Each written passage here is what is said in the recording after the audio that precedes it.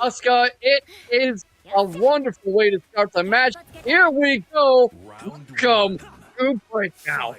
Oh yeah, we're going in. We're starting off hot. Ooh, and we get a launch. That is Jack from Jak and Daxter. Yeah, it is. Yeah. It is. Oh, loving the customs already.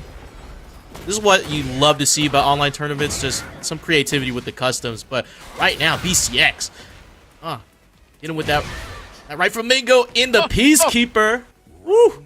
Complete control of that entire round, DJ, and that's what I was talking about with Hwoarang's sheer rushdown potential. It doesn't look like Rick has really gotten the download on BCX yet. Hasn't really grown comfortable. Gets his first hits of the set, but we'll see if he's able to capitalize. Yeah, let's see. I mean, right now, BCX putting him in the blender. And now already up 2 rounds. It's been so fast. I swear, we've only been talking for 15 seconds. And now, you know, Rickmuladrip trying to establish some offense right here. And BCX playing a little bit patient. Throwing those down jabs and then down 4-2 to get the launch. Oh, we're getting to the wall. Ooh, no conversion right there. At the wall. Oh, and the Sashiro. Going up. Oh, nice. And Sashiro again into Demon Slayer. Is the string. In the low, that was a lot of damage. What a natural combo, 43 damage. Ooh. Round 1. Fight.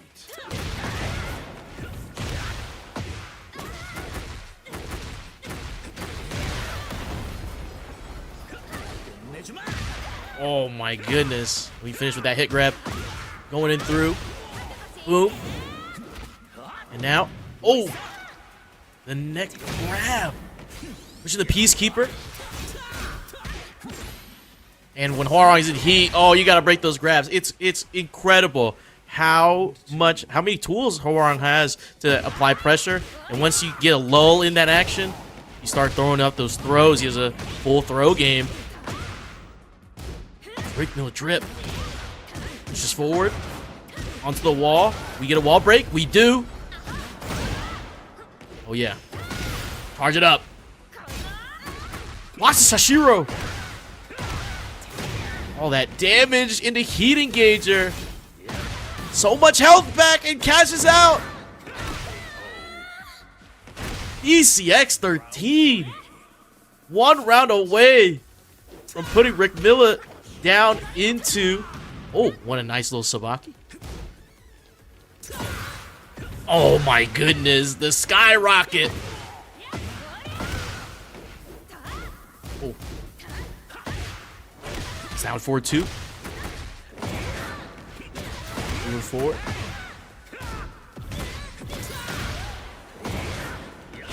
Oh, and the tornado. BCX 13. No round brown. Man, GG's to Rickmula. Gonna have to get it out through losers. BCX looking strong. We're in the underground arena, the evil arena, and if you ask me, this might be a bad stage for Deviljin. Not as much room to move around and plenty of space to get caught on corners with the pressure of Nina. Oh, and there the chains go again. Oh, and the wrist chuck slam, of course. Oh, and we get a launch. Bassy Greay, our new ambassador, breakout ambassador. Part of our breakout ambassador in the Tekken community. Always down for some casual games, so if you ever see him, ask him for games. Yeah, why not? I mean, we've got a thriving Discord community in there. Join the server if you haven't. Believe we have a Discord command. And just go up, get some games. Like I was saying, best time to get really good because you can pull up anybody for some serious reps and get in a position like Bassy Greay. We were talking about that sidestep, DJ. Yeah, there it is. Tekken is a 3D game. Use that Z axis. Oh, that Sub-Zero slide just avoided right there. 1, 2, 3. From the Deviljin. Solveria, the chains. Find the pressure. Ooh, what a launch. Or not a launch, but look. A little knockdown. Yeah, gets the knockdown. Bassy quick to get up. You gotta Blocks the punish. dive kick. You Yeah, gotta not quite launch able him. to do it. Yeah, this is going a little slow now. Solveria picking up the pace, gets sidestepped again, but he's quick on defense. Can Tries to opener! block low. They get him. Yeah, opens the can wide up. Yeah, 1, 2, 3. Oh, Stonehead doesn't get broken. Yeah, not quite able to break it. Ray health Oh. gone. Try to go for the sweep. He activated able with to the get chains. Out of range, man. Yeah, that was great space and control from Solveria, and I like how he's not going all in every time. He's modulating the aggression. Absolutely. Oh, but look at Bassy. He's trying to get a launch, just gets it, just rips the string. Yeah, not quite able to follow up on it. Right now, Bassy's in control, gets him up to the wall, gets caught on the get-up kick, though. He's forced back. Heat's engaged, DJ. Absolutely. I'm gonna spend it out. All right, keeps him. Oh, Before another two. sidestep. Sidestep the Demon Paw. Really nice Sub-Zero slide. Gets the counter hit launch. Bassy Greay looking really strong here. Let's see what he can do. We're playing Really location. liking, yeah, the difference in pace between this game and the first one, which was pure domination and full throttle from BCX. You see both of these players slowing things down a little, picking their shots better. Solveria's trying to bring up the heat a little, crank up the temperature, but Bassy Greay is playing very defensively responsible. Oh, nice clean hit. Just flips onto him. Bassy Greay takes the first game against Solveria. I mean, both players seem to have a good idea about their layer 1 game plan, but Bassy is just a little bit more ready. Seems like just ready to sidestep, ready to step whatever move that Solveria wants to advance with. And then, you know, just capitalizing on it and making sure, like, all right, if you don't know this tech, I'm just going to show it to you. Yeah. If you ask me, it's the turtleneck. I mean, Deviljin's bringing that to a fight. Yeah, I don't know what the the turtleneck's supposed to be. You know, it's not what I would chose for Deviljin. Oh, but the counter hit caught you mashing. Yeah, I love how he gets him up onto the wall and just keeps him there. Doesn't even let him get up. Immediate meaty pressure to get him while he's down. You're not supposed to kick a man while he's down, but I think the rules change if he's the devil. Oh, he's got a combo for this. Nice. Yeah, great A lot of combo. damage. Look at the block. Steel pedal. Oh my goodness, what a launch from Bassy. Great launch, great launch. Gets him into the air, keeps him up there, gets him splattered along the wall, gets the explosion off the guns, and immediate side switch. But look at that, drops the combo. Yeah, that was 92 damage, but you know, I guess the heat smash didn't hit. Oh, No. counter with the grab. Great grab counter. I love how he's using those to really just interrupt Solveria's momentum whenever it starts to really build up. Stop him from snowballing. They get a bit of a counter trade. It's restoration to neutral. 20 seconds left for Solveria to make a mark here. Not really going to get much time, but does... Never mind. I was going to say he does have some gray health, but not anymore. Set point, Bassy Greay. Yeah, and it looks like a little bit of, matchup knowledge not there for Solveria, missing the punishes on Ivory Cutter and even Blonde Bomb. Deviljin can still punish that. So, we got chain throws. That's her gray health gone. Yeah, Solveria hasn't broken any of those to date, and this is going to be a big problem for him. Oh, look at that tech roll to get up, though. Forces Bassy Greay to overcommit to try to catch him standing up, but let's see if it gets him anywhere. Might not, DJ. Might not at all, but the chains here, applying the pressure, gets a wall splat, 1-1, steel pedal. Oh, drops it. E-burst activated. Oh, and the grab hits the wall, and that's wall damage. Bassy Greay takes it over Solveria, pushing Solveria down into the lower bracket. Woo. That's what I was talking about. That's when 2 turns Xiaoyu into a monster. The additional options out of Hypnotist, the fact that you can sidestep right out of AOP now. This is going to be really fun to watch. Really, really fun to watch. But let's see how, the unknown to me, Blastabolt, let's see how they handle against Shake offense. Because Shake, opposite of Pling, I think plays pretty aggressive. Yeah. Pling can play that style, but Shake's really more about being in your face. As you can see right now, because, Pling's much more evasive, more slippery. Shake is just right in no longer Bassy's face, but Blastabolt baits out the cartwheel kick attempt, but can't stop the Sabaki, DJ. And we're enraged, so we're going to do some extra damage. Heat Burst to extend the combo, get to the wall. More side wall splat. And running forward. Inner strength. Try to Sabaki again. Ooh. Yeah. Yeah, he thought Blastabolt was going to rush in there, and he didn't. Right now, gets the lows, though. Good thinking with the side switches and the level changes. Blastabolt's not able to get a good idea of where the next attack's going to come in. Gets caught on the low at round start. Tries to back off a bit. Not going to get a chance. Gets launched, carried. This might be far to the wall, DJ. Not quite. But that sidestep 2 heat engager. You get that full crouch move as well. Pushing Shake to the wall. We break throws here. Oh, yeah. Ooh.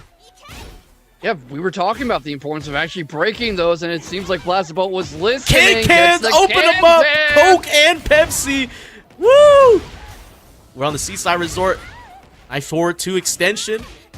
What a duck. Duck's under, though. Great timing on that duck to set up this throw. Waits for Blastabolt to get up. Gets a bit of a low going once he sees there's no real option there. All right, let's see what he does, DJ. Yep, that moon here. Palm. Oh my good dragon wheel kick! Into a launch! Oh, drops the combo! Misses. Oh, my dragon wheel kick again!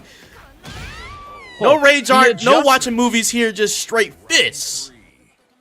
Didn't even really have a good opening to use that rage art because that would have been a delay that would have let Shake take back control, but the adaptation there. Blastabolt drops the move, goes straight back into it once Shake's in another position to do it. Gets this air combo, doesn't quite get him wall splatted, but almost right at the foot of the wall. Not letting him get up either. Oh, Moonhair Palm, though, right back at you with the heat engager. Gonna spend it right now for more hypnosis pressure. Get the wall splat. Tornado. Masoki. Oh, yes. Oh, rage art. All right. Catches him pressing too, DJ. Watch this movie, you bonehead. Oh, yes. I mean, everyone's a bonehead unless they don't have a skull, but don't tell Asuka that. She's on a roll as Blastabolt gets some precious gray health back. Oh, but not going to be enough. Oh, drops it. Not going to matter. And we're seeing some drops here, so, you know, maybe some you know, early tournament nerves. But at the same time, both these players are looking very, very comfortable. Blastabolt hitting the Sabaki into a combo. Do we get to the wall here? Oh, almost. Not quite. All right. Right now, Shake gets him into the air, right into Hypnotist. We were talking about how dangerous that is in Season 2, DJ. Absolute cave box. Oh my goodness. More pressure. Hypnotist. Guess right. Mid. Oh, what a down jab. In a counter. Trying out for Osaka Gamba with that kick, DJ, and tries to restore neutral a bit. Watch Shake coming in. Right now, gets him in rage territory. None of them have heat. Time's dwindling. Has a lot of gray health. Gets the tornado. Oh my goodness. Already our first final round of the night, DJ. Yeah, we're all ready. The sun has set. The moon has risen. The whales in the background splashing. Fireworks are going up as the throw goes in from Shake. Oh my.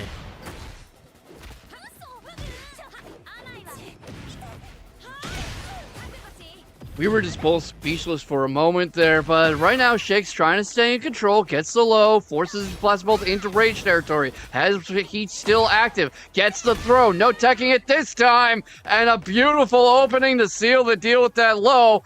What adjustments do you see Blastabolt making in this second game? Because he was doing pretty well, but, you know, just didn't quite have the sauce to finish Shake off. I mean, look, I think Blastabolt is playing pretty well against Shake right now. I mean, the game went to a final round for this first game. I think it's just about not letting Shake apply that pressure and just making the right reads. And maybe moving up a little bit. You know, sometimes movement, little side steps, little sidewalks wouldn't hurt nobody. Just got to find the right timing. And we go back to the Seaside Resort. I mean, if it's not broke, don't fix it, right? Makes me wonder what they changed at all, because they did go back into the lobby, but that might have just been trying to ice Blastabolt a bit. Absolutely. Ooh. All right.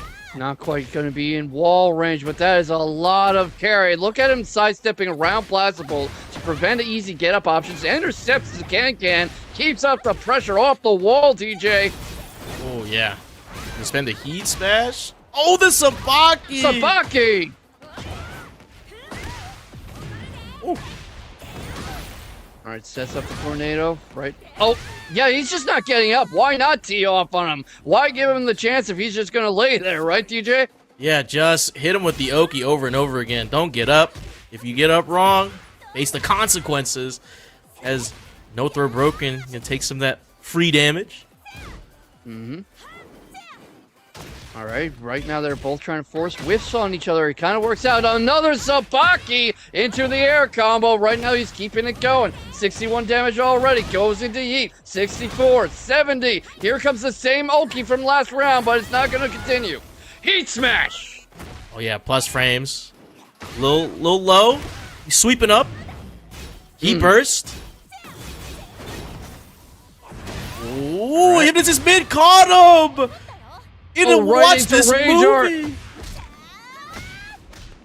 Yeah, that was just a great thinking there to seal the deal. He probably didn't need the Rage Art, but why not spend it while you've got it? Why not make sure you absolutely put this round beyond a shadow of a doubt, especially because we've seen Blastabolt is fully capable of pulling a comeback. Absolutely. Looking pretty strong still. I mean, going up forward. And apologies for the overlay. We should have Shake have one win over Blastabolt. I mean, so we'll change that in a second. the Tekken gods just disagree. They're like, that win was fake news. Nah. We gotta report the right things. You know, this is what we do as commentators, gaming journalists, right? That's what we're doing. Yeah, that's true. That's true.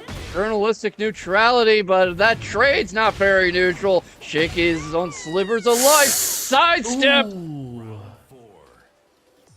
You were talking about Blastabolt going more into the sidesteps, more into the lateral movement to really get out of Shake's vortex of pain. It seems like he's taking that to heart. Yeah, absolutely. And Blastabolt right now finding, just held the Sabaki. Oh my goodness, Shake gonna take that opportunity.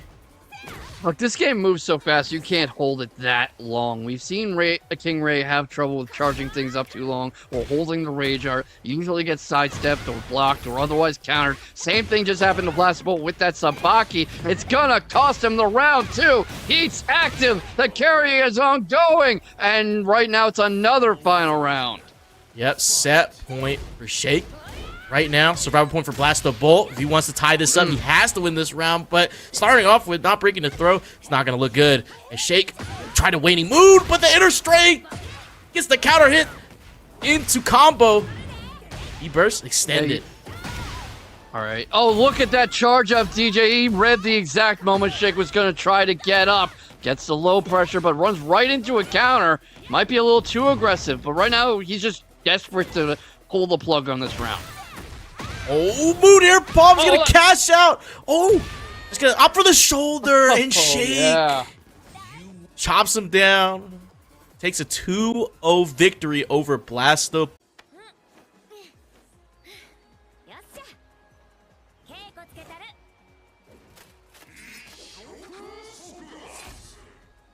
Round one. Fight. Oh, and it seems like we're in Yakushima. We got Tanjiro. I mean, coming back to the Breakout Series, haven't seen him in a bit, but we know that Yoshimitsu is gonna be annoying and hits the sword slash.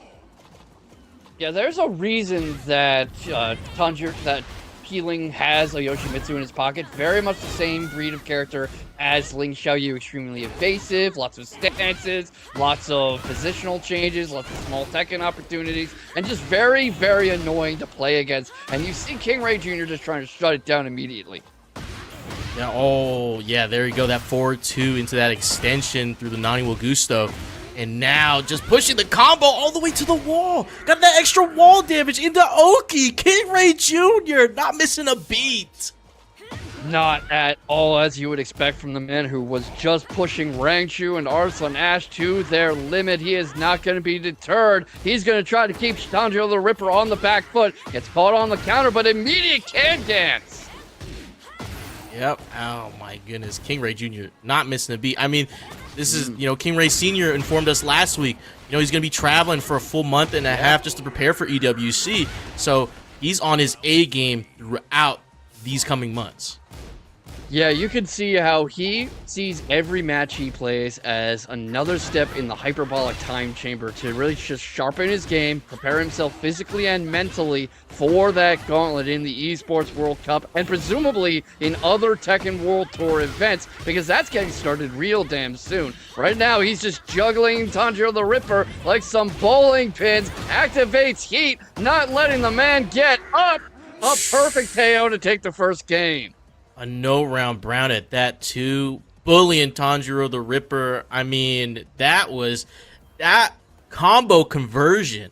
I mean, 13 hits, 99 damage off of that. Yes. I mean, that is peak Season 2 right there. Asuka, with those changes, the extensions to her strings, she is very powerful. I mean, Tanjiro has to find something. Something to get his footing down and make sure, you know, he's sticking with KingReyJr. Yeah, what adjustments do you see Tanjiro making? Because this is not a guy who gets bullied easily. Obviously, going back to the lead stage, Elegant Palace, a little more room to wiggle around, some more walls to potentially catch King Ray on. But what do you see him doing differently? Round one. I honestly think you know, just try to play a little bit more defensively. I mean, if this was TrizzyTheRapper, you know, you would just see Trizzy just wait, hop kick. But Yeah. you know, Tanjiro, you know, maybe dig into the Yoshimitsu shenanigans bag a little bit more. Play a little bit more You patient. saw him trying just there, but Yeah. he gets hit in the back for it. What I'm seeing, too, is Tanjiro needs to be a little better at picking his range. He pulled that back turn off right in KingReyJr's face, and now he's stuck here. Goes for... He went for something there. Didn't really pay off for him, and now he's launched again in Rage territory. Not going to get a chance to burn it off, I don't think. Blocks. Goes for the heat smash. Threatens the samurai cutter with that full crouch. Yeah, but look at that guard grab break. Another one. 10 seconds left. Spins away. Goes for the Rage Art. It catches him. Oh, yeah. Watch this movie. Shout out to Akira Kurosawa. Slicing through. But 8 seconds still. Yeah, and if anyone's good at recovering, it is KingReyJr. Oh, look at that. He used the healing as a way to lure KingReyJr in. He knew that King Ray would rush in to try to finish him off, so he conditioned him. Yeah, absolutely. That's what I'm saying. Throw in some more Yoshi shenanigans. Yeah. Make King Ray push into you. Make it seem like, like the flash off the NA spring kick into sweep into combo. We're taking it all the way to the wall. Slashing down. Splat. All right, we're going to see how well he can maintain this. Goes out of Dragonfly stance, backs off a little. KingReyJr stuck on the ropes for a moment, gets off the corner, activates heat, tries to chase after Tanjiro, who's content to keep running, dribbles him off the floor. DJ gets sidestep, but he's going to stay in front of him. Yeah, and the sidestep too from King Ray into the oak. He just kick him off the ground. Fight. Oh, yeah, just immediately tracks him down, doesn't let him sidestep. Good thinking there. Goes for the charge, gets spun around, though, and you're seeing a little more neutral here. The splash into heat engage. Oh, and the launch right there. The end of the sword.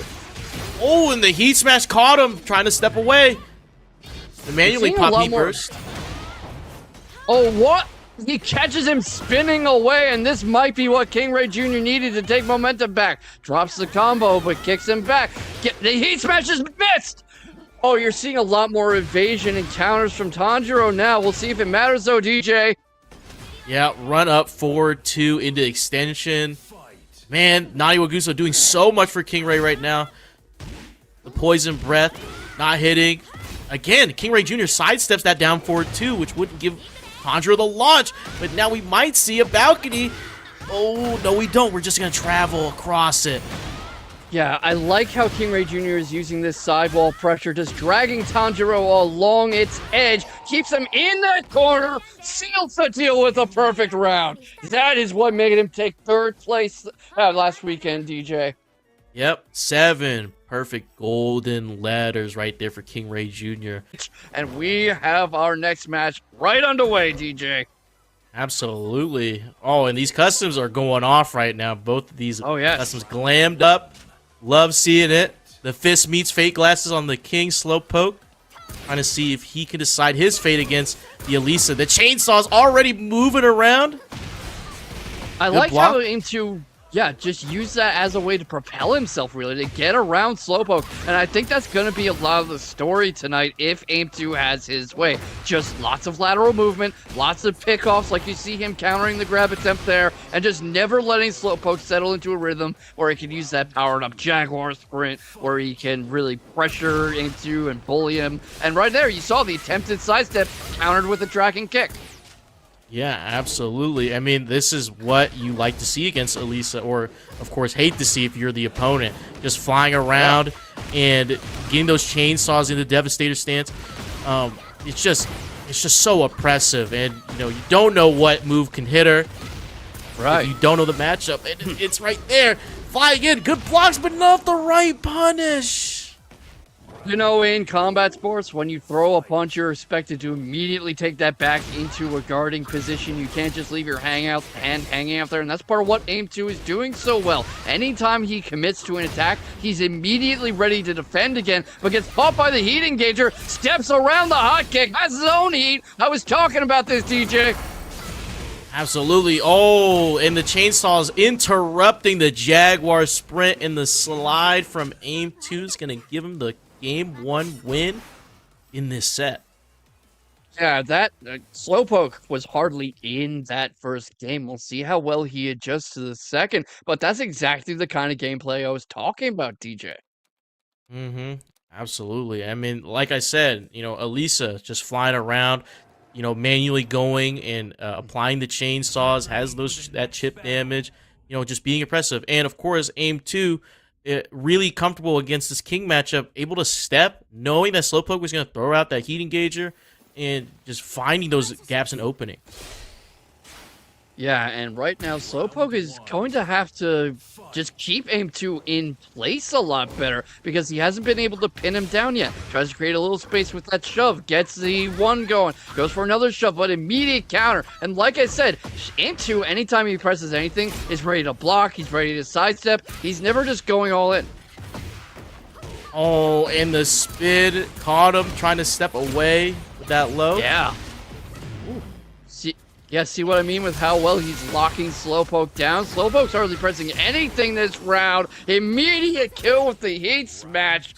And AimedTwo is just well on his way to a 6-0 at this rate. Yeah, Slowpoke just not feeling comfortable right now, not getting the right punishes off after blocking, because you can see Slowpoke, instinctually knowing what those strings are as we get, a heat engager off the sidestep. But Slowpoke's just not comfortable against this matchup right now. You can definitely see how it's playing out.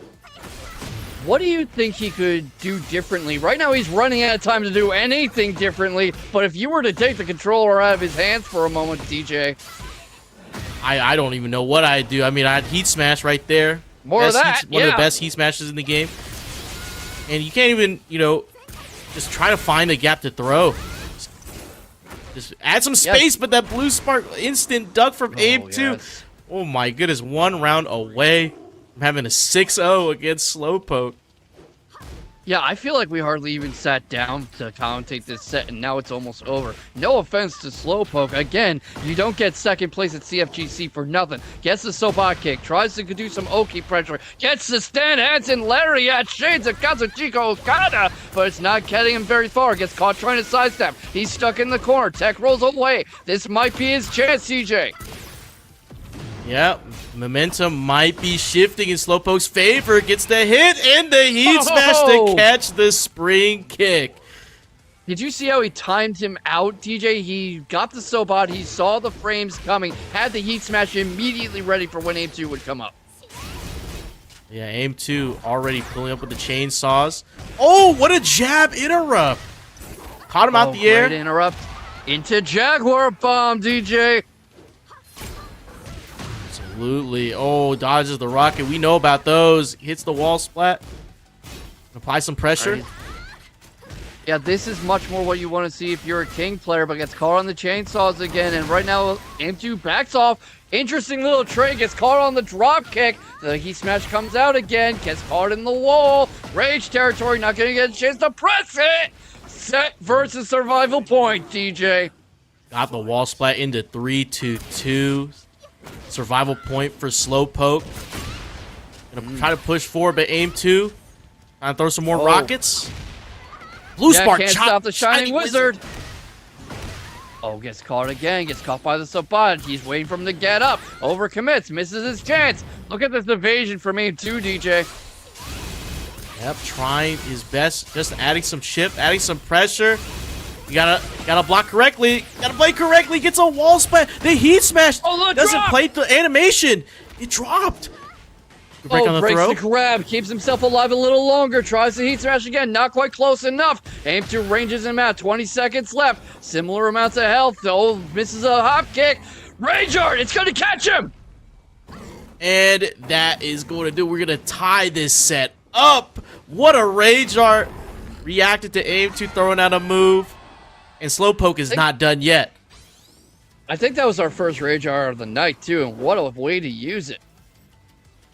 We had a Rage Art TanjiroTheRipper against KingReyJr. We did see that one. Oh, yeah. Look, that Rage Art hit so hard that I forgot a match. That just knocked the match completely out of my brain. No, real. That's real. That's real. Sometimes that happens. Sometimes you just gotta sit there with your opponent. Hey, watch this movie. I directed it. Yeah. You're starring in it. Sometimes you're so caught up in the popcorn that you kind of lose track of the plot, and then you're like, wait, who's that actor again? Even though he was 3 scenes ago. Yeah, no, you start like snapping. You're like, man, he was in that one movie. Yeah. What's his name? That's what you do when you watch movies. And you don't want to pull out your phone to bring up IMDb because then the glare is going to be like in everybody's face because it's dark theater. But the darkness is going to fall if AimedTwo has anything to say about it. A bit more defensive from Slowpoke. He brings out the giant swing. Is this going to find the wall? It is! Great stage awareness. Oh, and the shove caught him out the air too. It did. With the slide. Oh, some more strings being represented. Going low. At the mids. The helicopter puts him... As heat active now. Gets caught, though. Heat smash. Oh, doesn't kill yet. AimedTwo still has heat, but no gray health. Gonna heat engage. Gonna spend the heat smash. Went low. Flips backward. Oh, the alley kick! It's gonna get it! That was so close to that. I mean, that's why I went into slow-mo, but to think to use the alley kick then, knowing that you would catch him before he gets airborne. Great thinking from Slowpoke, and it feels almost like that first game was a download process. Yeah, looks like, Slowpoke just adapting pretty slow, but he's arrived now. Yeah, the Pokédex says that Slowpoke takes 5 seconds to react if you hit him, and I think that's bearing out right now. And, decides to not go into Jaguar Spread after 3-2-2. Hits the Heat Smash, gets blocked though. Giant Swing gets broken.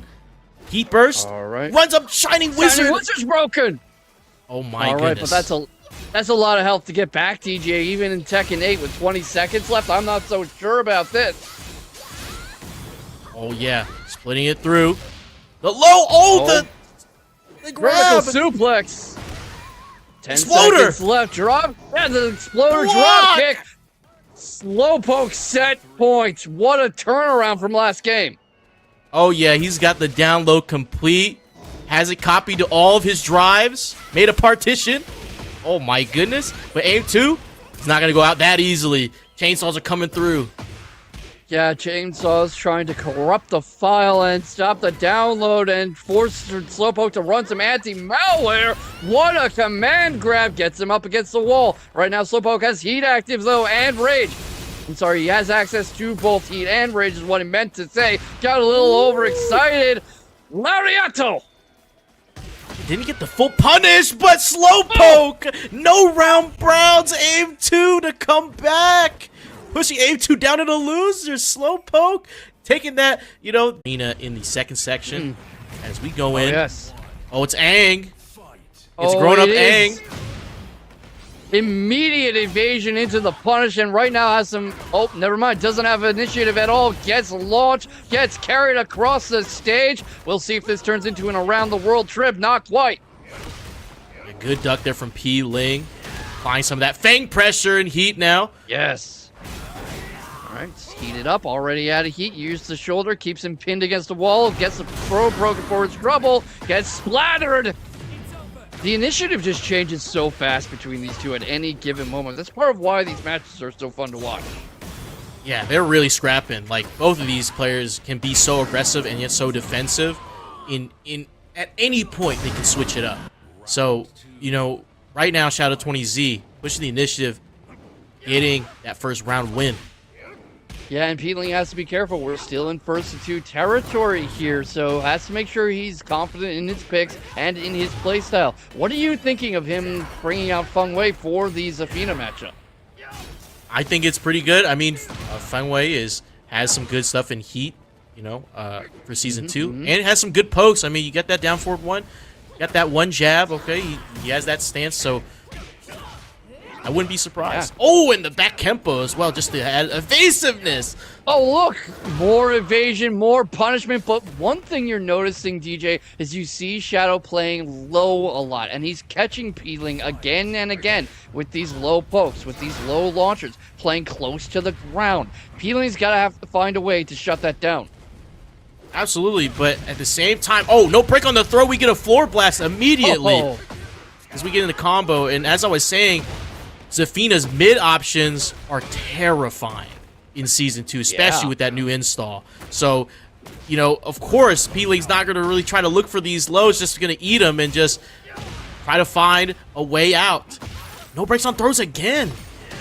Yeah, not having any luck, and that's how Pling takes his first round. But, you know, that's what we've been talking about, conditioning your opponent's expectations. Pling didn't really start going for those throws very much until that round, and that's how he's able to throw off Xiaoyu20Z's defense, and you see him wising up to the low game, DJ. Yep, that back Kempo really saving his life, evading some of this pressure from Zafina. Both players in heat right now. He's going to use a little bit of the gauge. Try to throw Shadow off guard. No, Heat Smash connects. Not a lot of damage, though. Yeah, a little hard to see the exact interaction there, but he used that to stop the low pressure and to punish Xiaoyu20Z for trying to come up on him. Right now, he's trying to bully him towards the wall, not having a lot of luck. Spider Crawl to get right back in his face, but Xiaoyu20Z does have rage. He has the life disadvantage. He has Greay health, and they are both so good at playing out the clock. I don't think it's going to come up this time, though. Oh, and the 1-2 will do it. Now we get a final round in game 1. I mean, watch boxing, kickboxing, UFC. It all comes down to a solid 1-2. Gotta have a good 1-2 in your game, but Xiaoyu20Z says, nah, I'm gonna use the power of Azazel. Just throw the claw down. Add some damage. T on the shoulder check. Oh, great shoulder check there. And right now he's trying to keep him towards the wall. Not gonna have a lot of luck. Xiaoyu20Z takes the first game. And here's the question, DJ. That went pretty well for Pling, but do you think he's sticking with the Feng Wei? I don't know.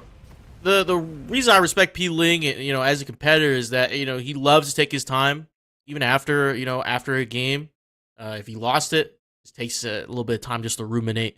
You know, maybe let's get a costume change, let's get a fit change, let's get a stage change. But also he thinks about, okay, well maybe I could switch to Yoshimitsu, go back to Ling Xiaoyu, what have you. But I think he's gonna stick to the Feng Wei because Zafina's offensive pressure is a lot for Ling Xiaoyu to handle. Especially, you know, you get those mids and those lows coming through from Zafina. It's just very, very annoying to deal with.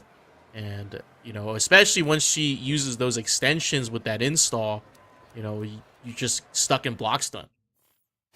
Plus, you know, they just played, and you're right, he is sticking with the Feng, but they are going into Underground Arena, so this will be interesting. Who do you think this is going to favor more? Because those walls being closer and the wall blast could favor Pling's wall game. Yeah, but the new moves from Zafina, I think, benefit Shadow a little bit more, but we'll just have to see.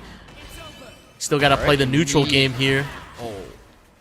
Yeah, look how he shut down Pling's sidestep attempt and is right back on him as soon as he spring kicks back up. He just doesn't let him get a moment to breathe. Pling's finally out of the burner, but that is so much health to catch back up on, TJ. Absolutely. I mean, got both players in heat. And Pling's just trying to find a gap, but that pressure, like I said, Zafina hits you with a low and then hits you with a mid. You cannot press. Yeah, right now being kept out of the pressing game. He's immediately bullied back towards the wall, splattered, and you see Shadow20Z just patiently waiting and stalking, waiting to see what he's gonna do, and immediately countering it and punishing it. He's on his way to set point already. There we go. Shadow20Z looking very confident against the Feng Wei. But the shoulder check, heat engager for Pling. Oh, the power crush. Oh my goodness. Gets the 1-2 to force Shadow20Z to back off. Defense is coming out a little more. Shoulder check to get the trade, but they're right back in each other's faces. Xiaoyu starting to run low on health, has rage, gets the sidestep. Oh my goodness. Yeah, that sidestep. Gonna get to that wall. Gonna get that extra damage with the wall blast. Moving it through. Both players in rage. Yeah, you can't press. Oh, and not gonna get a chance to do anything. Oh my goodness, a no-round Brown to take the set. And you know, I checked with Mission Control. He won the ranked set they just ran. D Fighting Spirit. Oh, is that Juggernaut? Oh, yeah. That's Juggernaut. Oh, yeah. I mean, you can say anything you want about Joe, but the man's custom game is unmatched. And frankly, I'm just glad to see him not running the FNAF. Just throwing it out immediately. Yes, instantly, immediate heat engage, immediate wall pressure, gets the gamma going, gets the flex going, goes for the shoulder charge, still hurries away, but he can't get away from the pressure. He hasn't pressed a button against him yet, DJ. Oh, it caught him on the heat burst cancel. A perfect round to start out the set. Zilla has to find his footing here. JoeCrush just really comfortable. Yeah, went for that Parasite Fist, Demon Paw, went for the electric immediately before it, gets the heat engage, goes for another electric, not going to land it. Right now he's trying to keep JoeCrush on that wall, keep up the side pressure, keep up the offensive momentum, not let him get up, because Joe thrives so much on being able to pressure and bully you. Yeah, and look at that change after, you know, that little heat dash, you know, you just pressure with that down jab check, but Zilla with the 1-2-3. Ooh. Yeah, and that's how you know that he's such a lab monster, like you were saying, to be able to capitalize on those little gaps in JoeCrush's plan. He's already bullying him back towards the wall, brings out the Patricide Fist again, breaks out a lot of stuff going on. He's able to block that, DJ. Oh, yeah. Zilla, I mean, yeah, Lab Demon, but at the same time, really aware of what Kazuya can do. But JoeCrush doesn't care about any of that. Gonna get this combo, though, in this Oki situation. Oh, get the sidewall, regenerating heat. Low. Yeah, just not letting him get up. 1 pixel of health left. Breaks the grab. Ooh. Man. Great time for that. Great time. I mean, look, Kazuya thrives on having heat. One of the stronger tools that he has is in heat. So, you know, I love seeing Zilla's heat management, you know, not wasting on a heat dash when he could just extend a combo. But at the same time, he's playing pretty patient. Just waiting on Joe, trying to see what he can punish. Yeah, Joe slowing it down here. Can't break this grab. That's a lot of punishment for him. That's a lot of pain. Neither of them have touched heat yet, like you were pointing out. But Zilla's having a hard time getting in on him. JoeCrush is great at using Jack not only as a in-your-face pressure monster, but kind of the closest thing Tekken 8 has to a zoner. Once he has the chance to use those absurdly long limbs on you. Absolutely, man. He has that zoner. Yeah, you're right, K-Vox, because it's just a lot of pressure. I mean, and JoeCrush called out that Zilla was going to throw that down forward too. So he ran up, but then start backdashing, right? Just to bait out that down forward too, and then he can get a whiff punish. Because he has that range with Jack 8. Plus, there's so much legacy knowledge going on. I mean, Jack versus Kazuya, that's straight up Tekken 1 stuff. Yeah, but, you know, we got some wild, wacky shenanigans for Season 2. I'm waiting to see, you know, some of these new moves that be represented from Zilla after the Season 2. Good punish with the Tsunami. Kicks 4-4-3. Doesn't get it, though. Good sidestep from JoeCrush. He stays right in his face. He backs off a little to restore momentum. Blocks the perfect electric wind god fist, or the regular one, either way. Right now, you see them playing a little more patiently, don't you, DJ? Oh, but getting caught right here on the approach. JoeCrush finding the timing. Gonna push forward to make some noise. Yeah, that finally comes out, and that's the thing. You don't see JoeCrush really spam that. He usually uses it as a combo extender. That's what you use it for now, because now it's you know, you can react to it, and you can also have any option to get out of that loop. So, but Zilla still getting hit. Can't break the grab. Not this time. Gets forced to back off. He's caught in the knee. He's caught on this wall. Oh my goodness, right up to a more literal wall. Breaks this grab though. Blocks. He's trying to get out of this. Gets Coop and blasted. Yeah, good punish on the shockwave right there. That down back 1-2 from Kazuya. That little shockwave. It's minus 19 after that. So, but he has a little bit of pushback. So you got to have a good range move, and Jack has those moves. Oh, tried to twin pistons his way out of there after blocking that low. Yeah, Zilla is trying to stay in this, trying to force the round another way down. He's trying to get at least one round on JoeCrush. You can't blame the man. What do you think his options are here to get through this? Needs to fish for those counter hits. I mean, find the Mishima game. Got that down 4-1 right there, but didn't commit to it. Right now, he's not quite able to commit to anything. JoeCrush is staying right on top of him, has the crouching jab ready. He's got Rage active, but with 7... Oh, look at this! That was just disrespectful. Again and again with that low, and it finally chips Zilla all the way down. The same size, maybe as... not the arena, but just a little bit slightly larger than the arena. And Asuka really benefits when he gets into the wall. But at the same time, that Zafina pressure is mad. Yeah, but great defensive awareness from KingReyJr. to block that entire opening storm, immediately get heat, immediately charge up, and already Xiaoyu just fighting very much on the back foot. Has barely been able to lay a glove on KingReyJr. to start this set. Oh my goodness, and we get a wall carry, and it kills KingReyJr. 14 hits, 99 damage. Oh, and we get a counter hit right off the rip as well. I mean, did people think I was kidding about how aggressive KingReyJr. can be? I mean, you gotta go big or go home with the Oscar, man, because look at this. Yeah. She hits big. Gets to the wall. All right, good thinking on the tech roll to get to KingReyJr.'s side, but right now he's still locked in front of him, not really able to get much counterplay going. Might be fishing for some lows as Rage if he wants it as a way to reset momentum, but Heat's active for KingReyJr. The Heat Smash comes out. He's still got Xiaoyu backing up. Yeah, Xiaoyu not trying to retaliate, not moving. Just letting KingRey just move forward. But we see just a little bit, just poking a little bit. Oh, gets here the we go, easy DJ. Gager. Oh, yeah. There's a little bit of help. Get a wall blast. The Phoenix. Yeah. Oh, can he follow up? He can. Does he? Oh, he goes to the Rage Art DJ. That's going to take the round. Oh, yeah. Does this kill? I don't know if this kills K-Vox. If it doesn't, it puts him in position to get finished off. Shadow is so good at capitalizing. See what I mean? Yep. Ran up, hit him with the little low. Tying up the set, tying up the game right now. 1-1. Tying up the set too, if you think about it. Technically, we want to be real technical about it. You're not wrong. I mean, it's 1 round apiece in the set, first game. Oh, but you know who doesn't want to talk technical? KingReyJr. He just wants to rearrange Xiaoyu's teeth. Gets parried through though. Gets the armor. Oh, Heat Smash. Into the floor burst, DJ, into the aerial combo. So much damage piling up. Gets the tornado. Gets another one. Gets him on the ground. Takes the round with an Asuka combo penalty kick. Oh my goodness. And the Sashiro into Demon Slayer.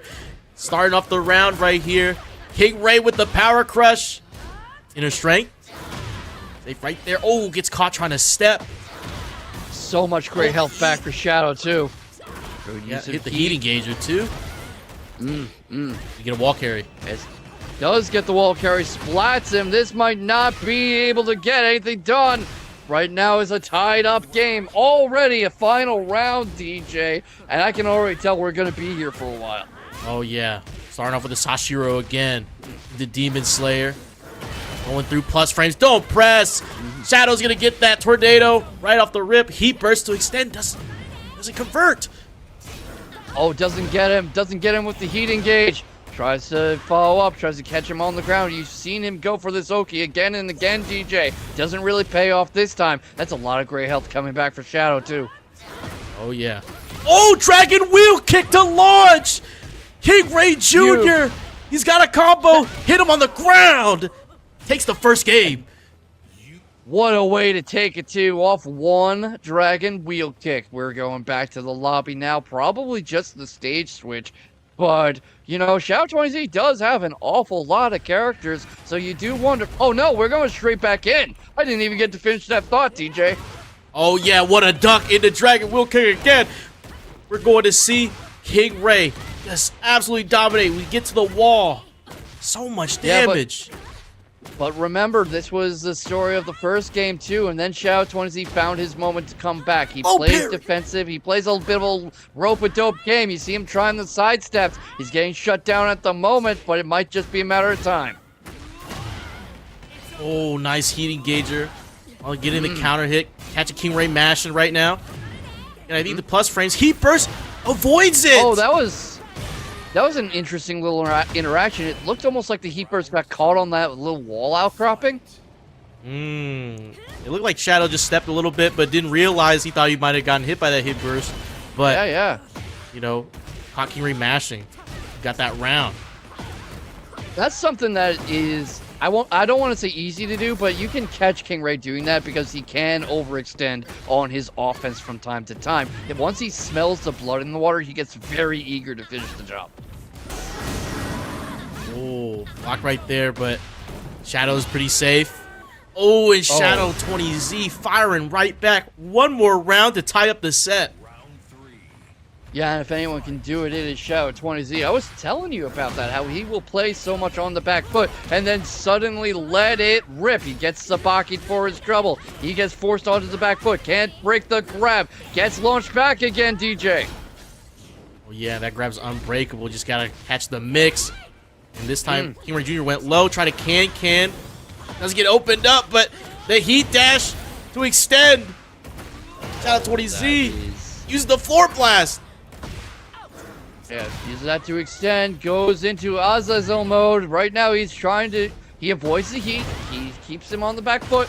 He's getting launched though. That tornado is there. Now KingReyJr has him where he wants him. Oh, good blocks right there. Try to heat smash and gets interrupted. Try to Sabaki. Both players in range. 10 seconds left. This is where Shadow wants to be. He takes the game. Woo, tying up the set.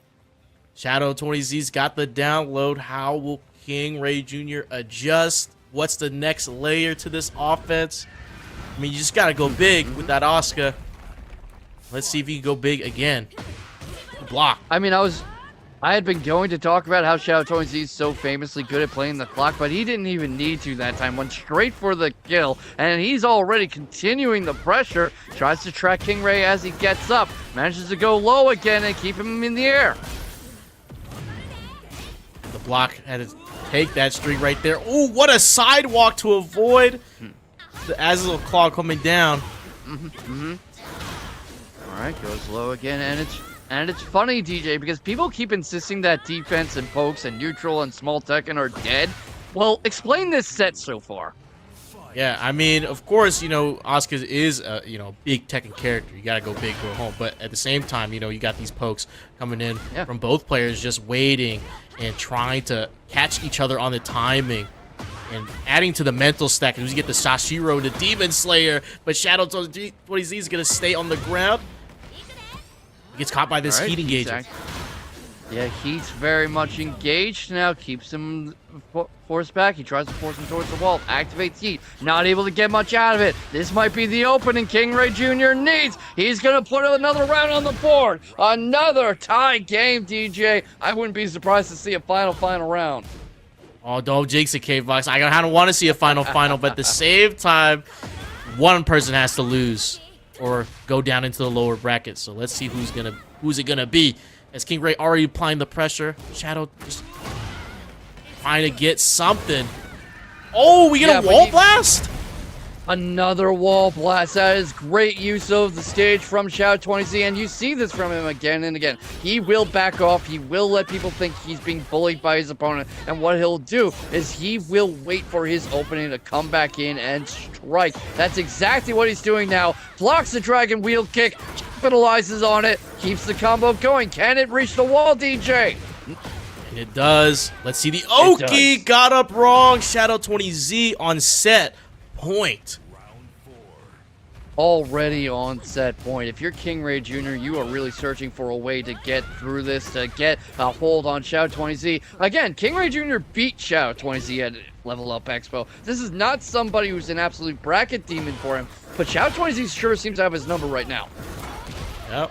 Oh, but the Power Crush has something to do about it, something to say. The running move, catch KingRey. Heat burst.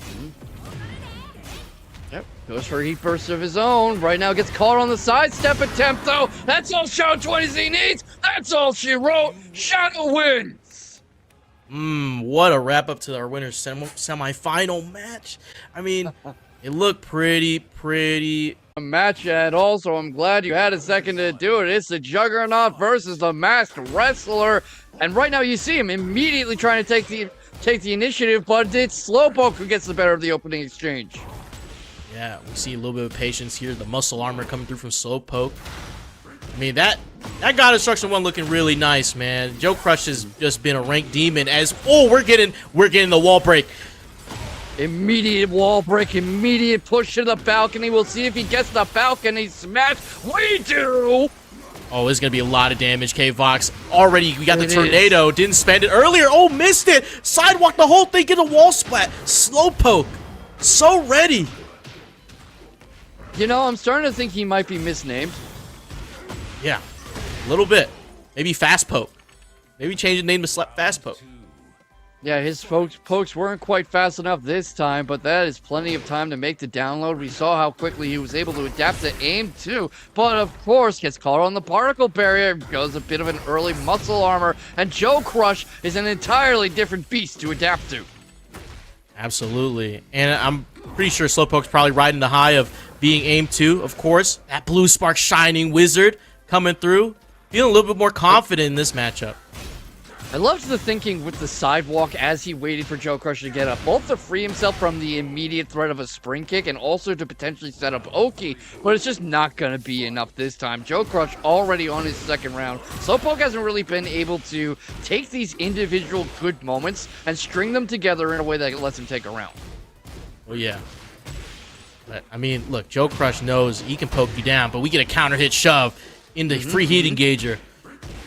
Yeah, you see him going low too, playing a bit of JoeCrush's own game right back at him. Jaguar sprint into the low drop kick, backs off a little, tries another slap shove towards the wall, but JoeCrush is just comfortable playing at this range. You can't really throw him off by retreating.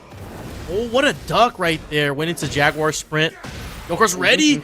Oh, the 4-2. How to wind up the windmill. That chart. Yeah. Saw that wind up coming. Who's getting on top of this slow-mo?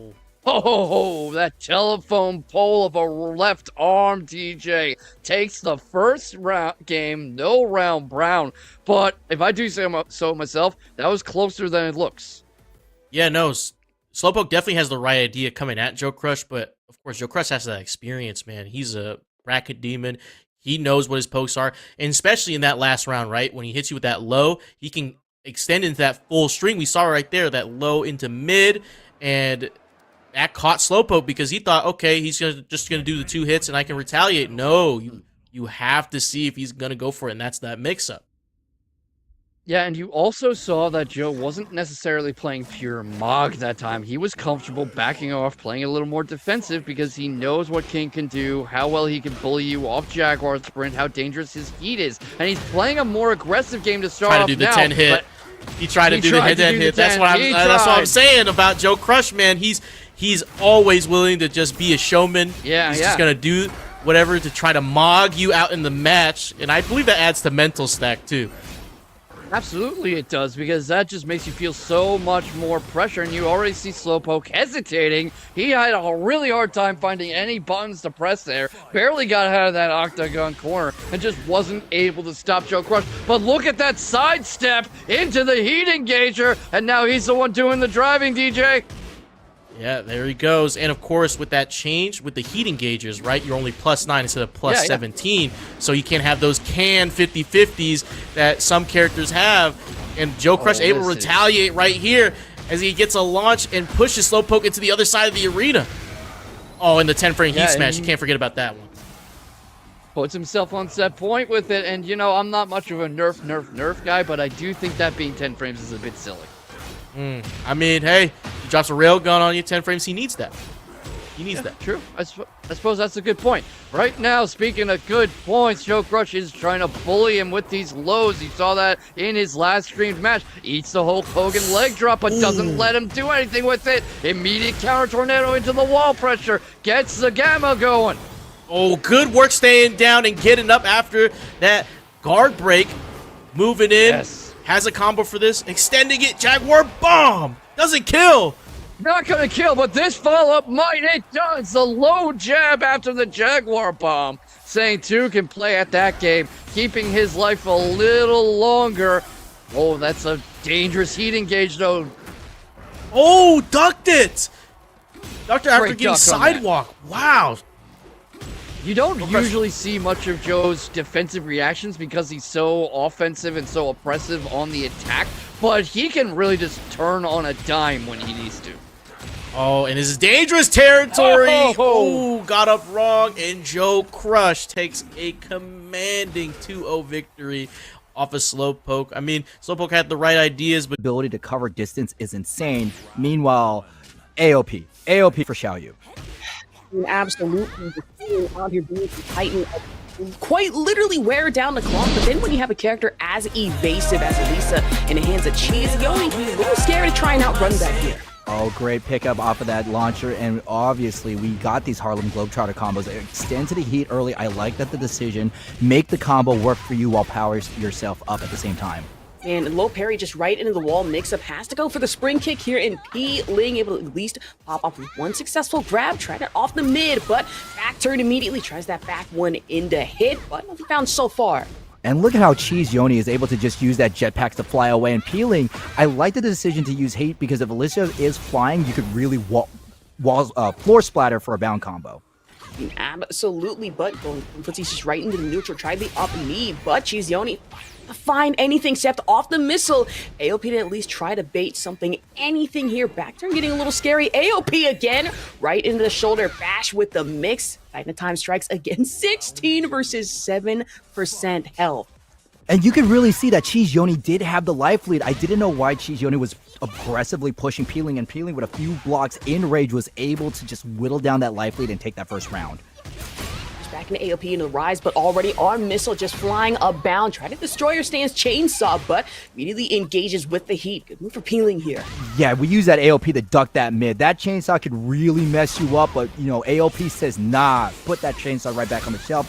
Chainsaws are out and they get benched for the heat dash, but still Peeling, great counter poking.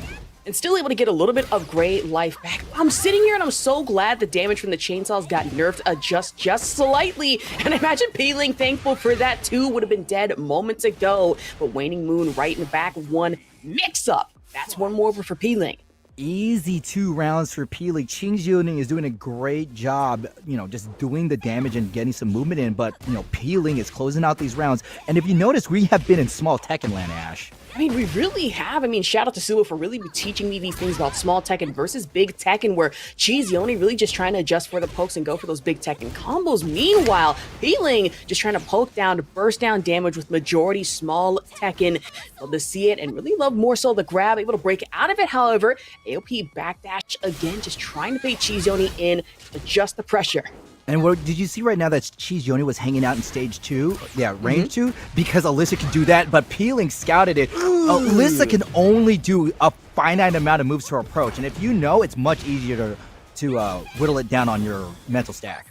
And of course, CheeseYoni had to pop the heat just for a quick bit of escape here, but that's going to be the overhead right into the ground. Head toss bomb spam. 9, 10, 11, 12, 13 hit piece combo. No biscuit included. Nothing dry about it. 30 versus 4% here. 2-1 so far in the rounds. Can my meal without biscuit, does it at least come with sauce? Well, yes. Do you want honey mustard or do you want sweet and sour? Do I pay extra for getting a second one? No, it's free. Oh, thank God. Then I get 2 of each. Well, yes. Why have 1 sauce so you can have 2? Why have 5 sauces? You can have 9, but I can tell you right now, getting saucy off the kicks right into the burst for CheeseYoni extends the heat, but doesn't even need at this point. Chainsaw chip damage full force, but Peeling would rile back, wastes the heat just a little bit here, but has to find something. Negative shred of health, getting a little scary here, but side step. Hatchet slide for CheeseYoni. Yo, we talked about that round, and right now CheeseYoni with the cheese sauce says that round was nacho round. Exactly. That's my round. You see that over there? That's my round. Mine. You see this hop kick? Listen, not going to work out the first time, but if it ain't working out a second, we're going for the sidewalk instead. Okay, you got to be really careful, Peeling, about whiffing these buttons in neutral. CheeseYoni has yet to pick up where Peeling is whiffing buttons in neutral. There is ample opportunity to hit something, but you can see how Peeling is using these moves to advance and then continue pressure. And CheeseYoni just playing from the distance, trying to get those hop knee launches, but nothing working out so far. Peeling, knowing when to block, adjust the pressure off the 1-2 mixes, and then of course popping the heat pirouette, just try the destructive stance, but Peeling reading like a book, not working out sidewalk, get that out of here into the wall mix-up. 1 to Peeling so far. A really hard-fought round, a hard-fought game for Peeling, but one thing that we really want to talk about is that the chainsaws have been negated by Peeling, either through AOP evasion or just raw counterpoking. And honestly, it's a good way to read those too. I mean, no map stage or change here, just right in the rematch, but really able to duck the chainsaws, destruct the stance. Like I said before, did get properly adjusted, so no more damage to have to worry about. Even then, you want damage. Hypnotist stance back 1, working out a little too well for Peeling after AOP, but instead gets launched. Okay, beautiful approach from CheeseYoni. They both trade, but Peeling gets the better of it, able to reclaim that space lost, and CheeseYoni gets swept on while stepping back. Man, can't even sidewalk left, sidewalk right. I mean, cha-cha real smooth, best as he can in the moment. And thankfully rewards you a little too well here. Destructive stance for the chainsaws just right into that 3/4 mix. And back up against the wall. Peeling having a hard time rolling out of it. But you wall bounce right into heat. Smash, you're going to get just that. CheeseYoni is really getting caught whenever they want to step and punch. It must be really frustrating to be in CheeseYoni's shoes. Gosh, I mean, genuinely so. As much as you want to cheese right through it, no name pun intended. Gonna be harder to do that, especially Peeling, knowing when to read the evasion game. And Hypnotist stance just with the AOP mix-up as well. Sidewalk back in the stance, though. And a chainsaw mid-low mix-up. Okay, and still, Peeling had the wherewithal just to get a little tiny jab. Just puts the chainsaws away, but CheeseYoni puts them out one more time. Decides to cut the legs. That will negate the AOP. And finally, we start Tekken, but we're going to get splat. Ooh, and a big mistake to go for the hop knee launch at that one. Peeling, popping the heat right in the middle of it. Guaranteed tornado after the fact. And a wall ender to get you one more round here. Not only was the hop knee unsafe, but it's very easy to spot. And Peeling had what a great use of resource to get that round, putting ourselves at game point. Gosh, I don't want to sit here and say that CheeseYoni is becoming a little too reliant on it, but whenever Peeling just shifts out of AOP or even Hypnotist stance in the first place, CheeseYoni probably relying on it, just trying to find the launch, but then Peeling, proper read in the last one, and a clean punish out of the fact. Okay, oh man, rocket punch to the back of the head. Excellent one for CheeseYoni, but still, Peeling not afraid, and the sidewalking for CheeseYoni that they're implementing in this round is doing wonders. Ooh, and the hold back to pop the heat, but the wall bounce right in the middle of it. CheeseYoni, and caught off guard at least momentarily, sidewalk the animation, and a back wall bounce again from Peeling here to straighten the AOP back dash. Okay, here we go. Who's going to be the Titan of time? Uh-oh, right now CheeseYoni's time in this game is running out, but the down forward two is, that could have been the round. And take it away, Ash. Listen, you want Titan of Time? Listen, watch this Titan of Cinematics. 1 second left, and Peeling able to take the round here again. And if you're CheeseYoni right now, I could really empathize what they're feeling right now. That down forward 2 launcher. Please, I already told him about this. He's like, I understand. Last time I ran into him, he was drunk. I had one cocktail. I was okay. festively buzzed. Okay, whatever you say, Suma. Oop, my bad. I don't have a nursing. No, as in we're not that alike. Okay. I was about to send him the stream link and everything. Be like, hey, Nick, they kind of trash talking you right I now. ain't trash talking nothing. Anyways, we back in the match at hand. We have a whole game to focus on. King Servbot versus RunningJoke, the bear versus Lars matchup. And remember, King Servbot really likes playing Panda, which is the quote-unquote worst bear because we don't have Electric Bear Fist. Instead, we have the Xiaoyu kicks. I mean, true when comparing the bears, right? Really thinking about it. If I remember correctly, Panda has 1+2 still. Am I wrong on that? They do, but she doesn't have the Electric Bear Fist. True, no electric, still has G-Clef Cannon. Obviously, a lot of differences. Kuma in this matchup, you'd think would be the best out of both of them. King Servbot makes Panda look better than that, though. It's insane. I do like a good Panda Express. I mean, true, not gonna lie, with like the, I'm trying to think, chow mein, side of orange chicken, that's fine. I'm wondering, when you go to Panda Express, do you like getting the one protein or do you just get the double protein? So a little I get bit triple less. at that point because I know my college students best here, and especially I have a friend who works at Panda, so I get extra. Oh, you got the homie hookup. Excellent. RunningJoke. yes. RunningJoke gets splat. Oh, and the beach ball. WrestleMania not need to apply. King serve out with a, I'm gonna say it for the first time here on this set. Uh-oh. A no round brown. No round brown, no round bear? Question mark? Yeah. Also, shout outs to the conservatory efforts to really preserve the panda. It was such a magnificent species of bear that, is very, very hard to take care of. I'm just gonna say they might be too dumb to live in the wild at this point. I'm just gonna be nice about it. But I'm they are trying so adorable. I think that's the problem. I think we've been conditioned to sit here and be like, hey, pandas are nice. I think they look chill. And not enough time trying to, rehabilitate them into the wild. But speaking of wild games already, Hop Knee just right into the 2-1 from King Servbot here. Against RunningJoke right into the bear launch. Pops the heat for the extender. King Servbot is definitely our premier bear player and also one of the head figures of the Tekken Academy here at Breakout, if I'm correct. I mean, absolutely leads a good Tekken Academy with Breakout Academy in the first place. It is fire. Have yet to injure myself, and I really need to, but already going in with the bear hop. No delayed entry, dynamic entry, except for in that moment from RunningJoke right into down 2. Immediately punished off that back 2-1 starter. Not to mention, this is the second hop kick that King Servbot has landed, and that bear booty, I believe that's still unscaled, correct, chat? Whenever they get the guaranteed booty? Oh, running bear! Into hunting stance. Tried the cannon, but for RunningJoke, silent shift, just right into it. Backdash, back blow. What I'm really finding interesting here is that RunningJoke is fighting in range 0, which is typically the range you want to fight Kuma in Panda. Just because Panda, you want to be range 1, so you can really play that spacing game. But nah, King Servbot is brawling with the best of them. And honestly, King Servbot just gets really scary with it, especially going in the hunting stance, knowing you can get either mid-low mix-up or after the fact, like the Rangchu style, right? Go for hunting stance, you're expecting a mid, but then right into the grab as I was about to predict into a second one. Listen, I thought we were playing Panda, not King here. Now let's hold up on the grapples now. Remember, the Season 1, you were able to guarantee the bear booty right after that, but we took that out for Season 2, hence why King Servbot has to do 2.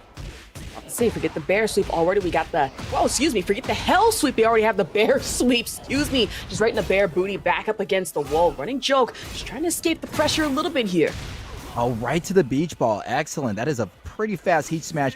And now RunningJoke is having difficulty approaching Kuma, and King Servbot throws the unblockable to really take advantage of their hesitation. Man, of course, just going for the big Tekken combos here. 6-piece combo and extension off the heat engage as well. Back up against the wall and trying to close the gap with the dynamic entry, but King Servbot saying, listen, get that entry-ish out of here. Going for the low parry option instead.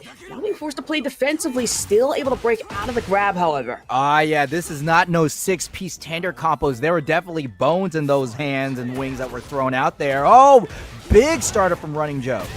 I mean, absolutely. RunningJoke out here saying, let me get a Mick pick 2, let me get a Mick combo 2, if you will. But 13 piece included at that one. The heavy hand hit after the fact. The electricity just abound. King Servbot having to go for the cannon hits instead. Every time RunningJoke is looking for something, okay, high wall splat from RunningJoke. King Servbot stuck in the middle. And finally, RunningJoke gets 2 rounds. Oh, not finally. We are tied 2 rounds apiece, but King Servbot 1 round away from taking the game. Man, already in set point, you can be scary with it, but into the shift, I mean, RunningJoke, a down back 4 starter is no joke whatsoever. I can tell you right now, King Servbot, though, is put in a bad position in a game that really rewards aggression. Last thing you want to do is play defensively here. Oh, there's nothing defensive about that G-Clef cannon. What a really big combo starter. And King Servbot charges up, sits down. No unblockable there. And the bear sister kicks only worked just for a brief moment. Try G-Clef cannon again, only one little bit. Hunting stance, though, guarantees the armor and the crush at that.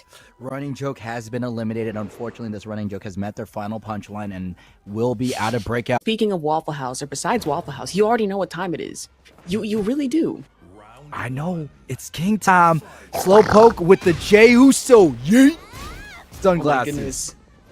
It's day 1-ish abound, I can imagine that. But versus my other favorite person here, Pling. It's going to be a conflict of interest for me. But either way, as long as I get to commentate some good ass Tekken, that's completely fine. A wave would try that 3-2, but wall bounce in a back one like we do like to see from Pling here. So one thing that was really interesting about Slowpoke's game over at CFGC was the wave steps to the stagger down forward 1 and the heavy use of the 4-4 neutral 2. I'm wondering how this is going to come into play, especially since Pling can duck a lot of mids. I mean, now let's think about it, right? AOP can duck plenty of King's mids. Not only that, can duck King's heat engage, which perplexes me so much. And I'm sitting here like, Harana, I understand you say don't ask for anything, but just this one thing would be nice. But check it out, Ash, right here, how Slowpoke is not afraid to just stand. Oh my god, a ground grab! We got one of those? Nasty! You got ground grabs abound into the forward 4, right into down 3 from Slowpoke. Tried to heat burst, but not gonna work out just in his favor. Down back 3, not working either here. Yeah, but look how Slowpoke is just not afraid to stand, do nothing, do a single strike, wait, then do another single strike. It's not delayed timing with strings, it's just delayed poking. I mean, it really is. I mean, the name Poke is in Slowpoke for a reason here. Likes to play that small King Tekken that really you don't usually see it from certain people here. And able to roll out of it with the tech. Down 1 with the crouch jab. Yo, at least we want to talk about rolling in. Thanks you, Mr. Leapfrog, rolling in with a raid of 21 people. Oh, goodness gracious. My slightly lighter brother is finally in chat. That's what you said when Mr. Leapfrog won his match on top 16. Well, yes. Of course, I have to support my bro here. Who am I not to? Mr. Leapfrog putting in considerable work with his Paul. Thank you very much for the raid. And let's get right back to the match. That throw, Pling has landed a lot. And the crazy thing is that's just a standard Xiaoyu throw. Man, the back Jaguar step especially, but still taking a brunt of damage. No, forward neutral 1. Working out in Slowpoke's favor here, and Pling already up by 1 more round here. Okay, going for the AOP. Slowpoke wanted to walk around to the side, get slid on for his troubles. A little defensively here, except for the heat engage already off the power crush Waboos. Trying to find something, anything. Obviously could have comboed that either in a black ball, maybe the forward 4 neutral 2 after the fact. Giant swing, plenty abound, but Pling going from small tech and just right in a big combo play here. Every time Slowpoke was trying to dash backwards, Pling had a tracking low hit just for his troubles. Oh, landed that Paul Heyman right there. That's what we call it now. The 4-4-2. That's the Paul Heyman. Even tried that forward 2-1-1 mix that you do like to see, but back up against the wall, down back 3, gonna have to work. Opting in for the standing suplex, gets broken out of. Now Pling, maybe trying to play for time again. Wall standing 4! Right into the alley kick's gonna be enough for Slowpoke here to tie the rounds. Beautiful punish off of that, just standing 4 to the low 4. I like that. They just wanted to make sure we got the damage. And big there we damage. go. King bread and butter, the up 4, 3+4 after the fact, just right into the Jaguar charge 2, 3-2-2 hold charge. Right to the crotch. Is it more bread and butter with King? Is it, I don't know, corn and tortillas? Hey, let's word correctly here. You already got canceled once on Twitter. We don't need to have it happen again.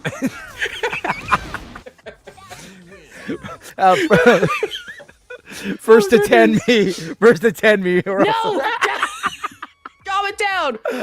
We have a game to focus on. Pling up by 1 here in our losers quarterfinal. Oh goodness. You know what's really interesting? This is the second Pling game that we've seen where Pling has fought in France.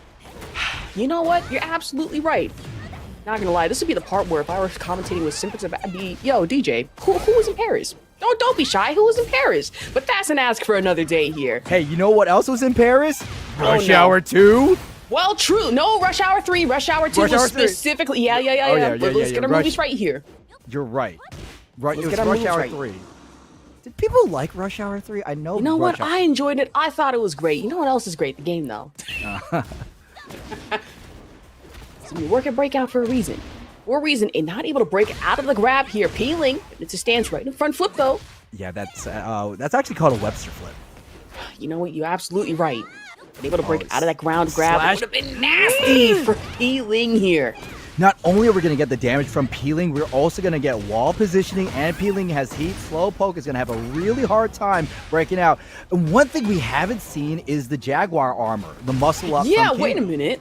That's the thing, especially against Pling, who really just likes to go for poke and chip damage here. You'd think Slowpoke would at least utilize either up 4/3+4 with the armor, maybe muscle armor in the Emerald Elbow a little more. You have to be careful though. Muscle armor did get nerfed just a little bit this season, not as effective as it really was as a Season 1 tool.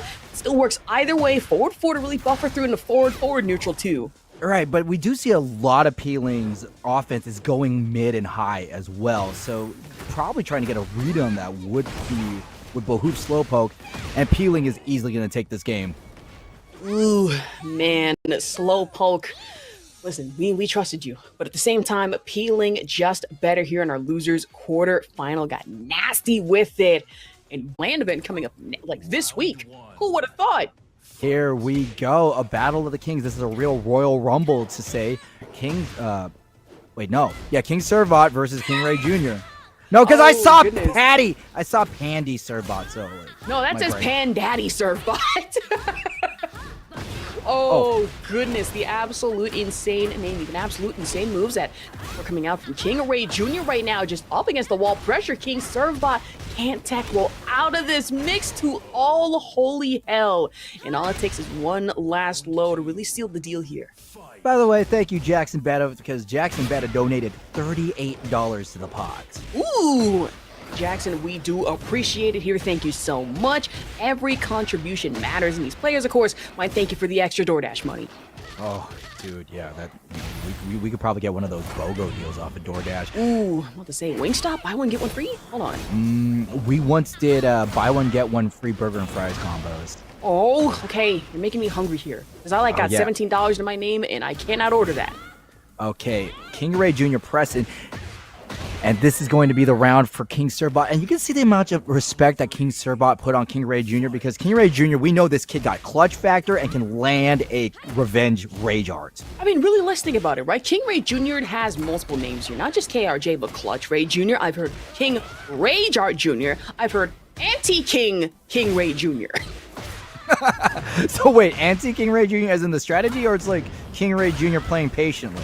No, just anti-King KingReyJr as if he hates King players. I do not blame him for it. But even more so, really packing on the pressure against Servbot here, the Panda. This has been a very fast and furious round. Actually, a set. It really... Oh, dude! Ooh. Off of the back three. Yeah, Panda's normals are extremely long, so those evasive actions that Asuka could take, Panda could still reach you. I mean, just trying to down two spam also from KingReyJr, trying to get the low mix up, but you want cans, Pepsi, Sprite, regardless, you're going to get just that. This is definitely going to be able to reach the wall, guaranteed a stun here. Oh, but we have the drop, and King Servbot knows how to lab out those get-up, sit-ups, and convert off of them. And absolutely, the bear scissor kicks into the bear bounce, roll up, guard break, back up against the wall too. KingReyJr starting to feel the bite here from King Servbot and the bear booty. Yeah, it's less of a bite and more of a butt, but no ifs, ands, or buts. KingReyJr lost that round decisively when King Serbot landed at unblockable. And tied 2-2 apiece here in the rounds, especially for the low option shoulder bash and the heat engage not working out. Neither does the power crush. Oh my god, you see how King Serbot is actually doing these little ducks? When Panda's crouching, it looks like Honey Bear without it being Honey Bear. I mean, really, the micro ducks will really throw you off, especially in the hands of Servbot, but the cans again, charge pressure, the backflip tail spin for KingReyJr. And the heat combo. Oh, tailspin. Oh, King Ray. That's going to be plus 10 off of the heat engage. And that throw is going to give King Ray the game. So close, yet so far from King Serbot. It really feels like whichever fighter gets momentum early keeps it to the very end. I mean, both are high-pressure players. I mean, we talk about Servbot, right? Has really been creeping up there in regards to power. Blasted through majority of TNS, guaranteed 9th spot. And I'm sitting here like, hold on, weren't you just like finishing at top, say, like top 18? What's going on now? This is starting to get a little scary. I'll tell you what's going on. So what happened in chat was DJ said, do it for the Caniacs, and then King Serbot lost, and King Serbot wrote back, ain't doing nothing for Canes. Oh, goodness. Okay, that's the thing we have to think about. We have two high-pressure players that are both anti-Canes. Does that technically cancel this out and make them both in favor? No, shut up. No, because I'm also anti-Cane, so I'm the deciding factor. You know about this. I'm just finding out again. You know I've had 2 concussions in the span of a year. Look, Canes is so mid, the only time it hits is when I'm ducking. Wow! DJ, I hope you're hearing this absolute BS that is going on so far. But speaking of BS, just able to interrupt the unblockable King Servbot, able to get back up just in time, but with one throw side swap here. Yeah, you know, that combo is going to leave a real bad taste in KingReyJr's mouth. And speaking of bad taste, Cane's chicken. Okay, let's focus back on the match. Anyways, I no longer have a co-commentator for this or anything moving forward. Captain No Fun is dead to me. And speaking of dead, KingReyJr falling to the grab here. King Servbot into that 1-2 piece. And it begins! The Captain Novak's brain cell deterioration hour has started. We have 1 brain cell, maybe 1.5, depending on who you ask, but right in the tailspin, back flipper +2. Coming in from KingReyJr. Find that in their strength immediately. And a really good call from King Ray to use the sidewalk to dodge the sit-up strike from King Serbot, which gave him the round the last game, gave him the death penalty this one. And just staying down, knowing, just reading King Serbot like a book here, and with the side swap with side death at that, but heat engage, try to sidewalk again. KingReyJr. spawning in turn off the hatchets. Excellent defense for King Serbot. And now, King Ray hit a button and met a beach ball. The nastiest beach ball in the universe, I'm pretty sure is not even filled with air, but has to be cement. Still able to survive it in the first place in round 4 in the loser's quarterfinal. Set point going to KingReyJr. King Serbot has been doing a great job taking rounds, but they just haven't taken games. I mean, absolutely not into hunting stance so far, though. Expecting a mix. KingReyJr., though, able to block. Played a little more defensively than need be, but it was very necessary. At least for a brief few moments here, blocking the mid, going for that 1-3 mix-up. Oh, sidesteps the heat burst, but King Serbot go ahead and takes it. Ooh! KingReyJr. wanted to interrupt that string, got counter hit for his troubles. I to say, always put trust in bear back bounce, but with the shoulder bash back in the hunting stance. Getting a little scary. Tried it with the cans. Puts King Servbot back out of stance, but not enough to launch here. Can is a really interesting option because it can just hit low, meaning if King Serbot did press a button, KingReyJr. would have won that. Now we're at 10 seconds, and can King Serbot get this round and stay alive? The back is turned, but no punish! In the 6 seconds left, I mean, you have to get shifty with it if you're KingReyJr. And interrupted in the middle of frames. That's tied 2-2 again here. King Serbot trying to survive at least a little more and go for the fair mix. Look at that. That was a back 4-2 combo conversion, a lot more than the bare minimum. King Serbot, early momentum is pressing their offense, and KingReyJr. wisely goes for a heat engage just to buy himself some time. Trying to go for the backspin mix, guaranteed crush right out of the low at that. KingReyJr. still has access to rage. Look at the amount of Greay life just able to get back here. And for Serbot, still has plenty, but maybe not that much left in the tank, unless you want to deal specifically with KingReyJr. There's not going to be anything in the tank with King Servbot. Without any extra hits, that Rage Heart is not scaled, giving King Ray this set. What an amazing 2-0 run for KingReyJr. And unfortunately, our breakout homie is going to have to break out of this tournament. We love watching you, King Servbot. Thank you for losing in honor of not... Vision. I understand it now. Yo, so, okay, JoeCrush is here, and we have Shadow20Z bringing out the Anna. We're not using the Zafina. Well, actually... We're not. Yeah, no hold on. Zafina. We okay? Ooh, hold on. We kind of moving a little bit in slow motion, unless that's just my screen. Might just be me. No, we're good. We're good. Okay, Ash. we're fine. Gotcha. Got a little concern there, but should be fine. Down forward one especially. Shoutouts to JoeCrush. We're repping X-Men with the Juggernaut skin this time. Really just out here with the G-Corp funded Juggernaut. I see. I understand completely. And Shadow20Z a lot more aggressive. Anna's been out. She's still the new kid on the block. Not only that, though, really scary with it. We did see a little bit of the Anna gameplay coming in from Level Up Expo, pre-Level Up Showdown at that one from people you would not expect. I mean, John Ding, of all people, not the one person I was expecting to see with the character, but still worked out, and working out here for Shadow20Z especially. Did you see that, how JoeCrush went for the jumping jack bomb? You know, the one that everybody hates, and Shadow20Z already picked it up with a standing one? Just saying, listen, I understand you think you're the top dog here for Season 2 because your character got buffed. Not working out for me. The grab game, though, working out a little too well for JoeCrush, at least in the moment. Scissor kicks, though, from 20Z.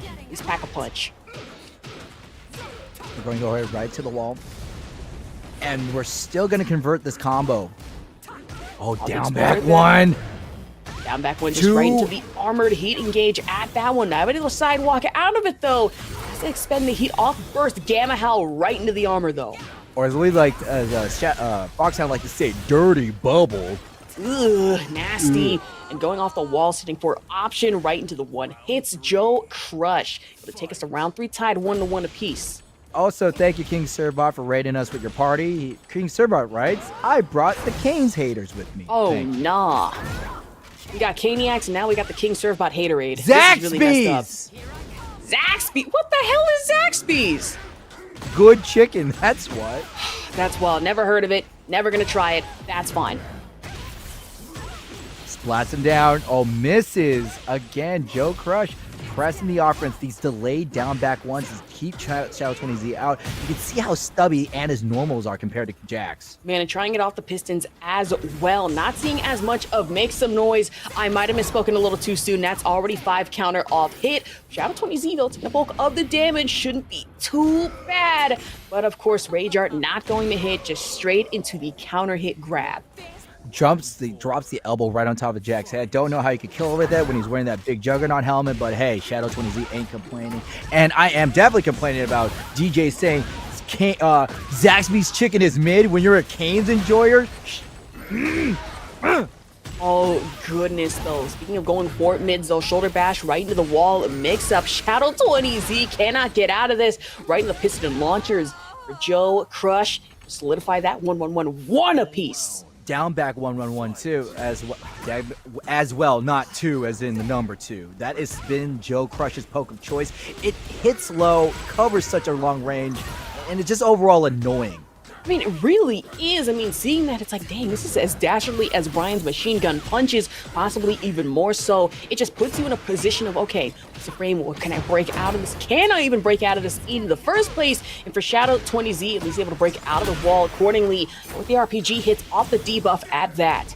Yeah, but JoeCrush immediately gets the debuff off of him, and Shadow20Z is going to fall victim to a Rising 4, and JoeCrush takes the first game. Shadow20Z got to find another way. Will we see the Zafina, or we're going to try to gamble on Anna? We are at Winners Finals, guaranteed top 4 position, though. Okay, so we are sticking straight with the Anna at that. I was thinking, okay, maybe next game we go with the Zafina again, or, dare I say it, Heihachi would be cool. It would be awesome, but hey, maybe not the right matchup for this. Shadow20Z's movement is doing a great job, but oh, Gamma Howl 4. Ooh, big boot off rip from JoeCrush. Still has heat to play with, and already into the armor move at that. Has to expend the heat. Able to guarantee only just a shred of chip damage against Shadow. Still able to build life back up. It's looking a little useless at that. Oh, the sidewalk doesn't dodge the... Let's keep going. The wall exploder. Yeah, JoeCrush, you know he wants that damage. Ran out in damage though. Going for the Pistons again. Of course, has to go for mid jab check right into the Cossack kicks. That's gonna be one up for JoeCrush. JoeCrush is still doing a tremendous job fighting off Shadow 20Z's Anna. Not only that, love how the game is going on, and there is a massive argument. We've started Kane's Civil War 2.0 apparently. Fun stuff. Also, Team Spooky is here? Hello. Apparently so. Welcome into Breakout Series. Fun stuff here going on. First up, JoeCrush versus Shadow 20Z. That has been, we're just going back and forth at a pace here. Man, JoeCrush is just playing the keep out game so strong. Genuinely so, trying to down RPG hit from Shadow 20Z. Now back one, trying to guarantee at least some damage here. Of course, Gamma Hell, nothing found just yet here. No. Ooh, big launcher from Shadow 20Z, and with that much life left and the wall, I believe they will take their round.